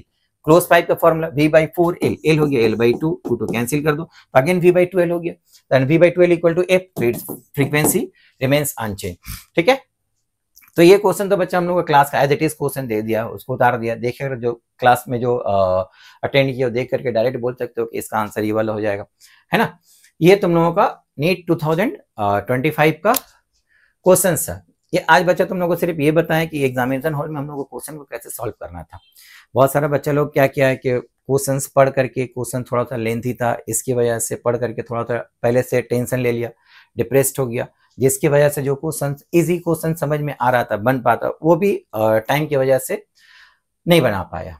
लेकिन बार बार तुम लोगों को हम हमेशा बोलते थे कि एग्जामिनेशन हॉल में कभी मतलब बहुत टेंशन लेकर के क्वेश्चन मत पढ़ना, कूल माइंडेड रहो, ठंडा दिमाग से क्वेश्चन पढ़ो, समझो और इजीली करने की कोशिश करो। आगे के लिए भी बच्चा तुम लोगों को यही रहेगा, जब भी एग्जाम दो क्वेश्चन इजीली पढ़ो, ठंडा दिमाग से पढ़ो, समझो, जितना हो पाएगा उतना करो। जरूर नहीं कि तुमको 100% करना पड़ेगा, जितना हो पाएगा कूल माइंडेड रह करके जितना कर पाएंगे क्वेश्चन, अगर उसको जल्दी करेंगे हम लोग या फिर टेंशन लेंगे हम लोग, तो फिर देखो कि जो क्वेश्चन आ रहा है वो भी गलत हो जाएगा। तो इजी रह करके क्वेश्चन बनाने की कोशिश करो। ये आज जस्ट तुम लोगों को ये बताएं हम कि क्वेश्चन को कैसे हम लोग एग्जामिनेशन हॉल में सॉल्व करते हैं, करेक्ट आंसर को कैसे अप्रोच कर पाते हैं विद इन मतलब 1 मिनट के अंदर, जो हम लोगों का टाइम रहता है ऑलवेज, उस टाइम के अंदर करने की कोशिश करते हैं। लेकिन अब तुम लोगों को नेक्स्ट वीडियो जो हम लोग अपलोड करेंगे, बहुत जल्दी अपलोड करेंगे, 1-2 दिन के अंदर अपलोड करेंगे, जिसमें एक एक टॉपिक के अकॉर्डिंगली एक एक क्वेश्चन, जो हम लोग बहुत जगह डायरेक्ट फॉर्मूला यूज कर लिए, हो सकता है बहुत सारे बच्चा लोग को समझ में नहीं आया कि ये कैसे सर बनाए, कैसे हुआ, तो वो सब क्वेश्चन का सॉल्यूशन हम एक एक टॉपिक के अकॉर्डिंगली एक एक वीडियो अपलोड करेंगे, जिसमें से हम लोग बताएंगे कि इस तरह का क्वेश्चन को ऐसे बनाया जाता है, इसका शॉर्ट ट्रिक्स ये होता है, इसके ऊपर बेस करके हम लोग एग्जाम में जो क्वेश्चन आया था उसको हम ऐसे बनाए थे। ठीक है, तो ये आगे अभी चलेगा, कंटिन्यू रहेगा। अब बीच में बहुत सारा लंबा गैप आ गया था, लेकिन अब बहुत स्टूडेंट हमको मतलब ये कर रहा है कि नहीं सर आप क्वेश्चंस का हम लोगों को वीडियो अपलोड कीजिए, जिससे हम लोगों का हेल्प होगा। तो अब उम्मीद है कि कंटिन्यू रहेगा। तो नेक्स्ट वीडियो हम बहुत जल्द, हो सकता है 1-2 दिन के अंदर ही हम अपलोड करें, जिसमें से ये एक एक टॉपिक से रिलेटेड हम बताएंगे तुम लोगों को कैसे क्वेश्चन को हम लोग को सॉल्व कर सकते हैं। एग्जामिनेशन हॉल में क्वेश्चन को हम लोग 30 सेकंड के अंदर या 1 मिनट के अंदर कैसे सॉल्व कर सकते हैं। ओके बच्चा, आज तक यहीं तक रहने दो, नेक्स्ट फिर हम लोग मिलेंगे। Okay, bye.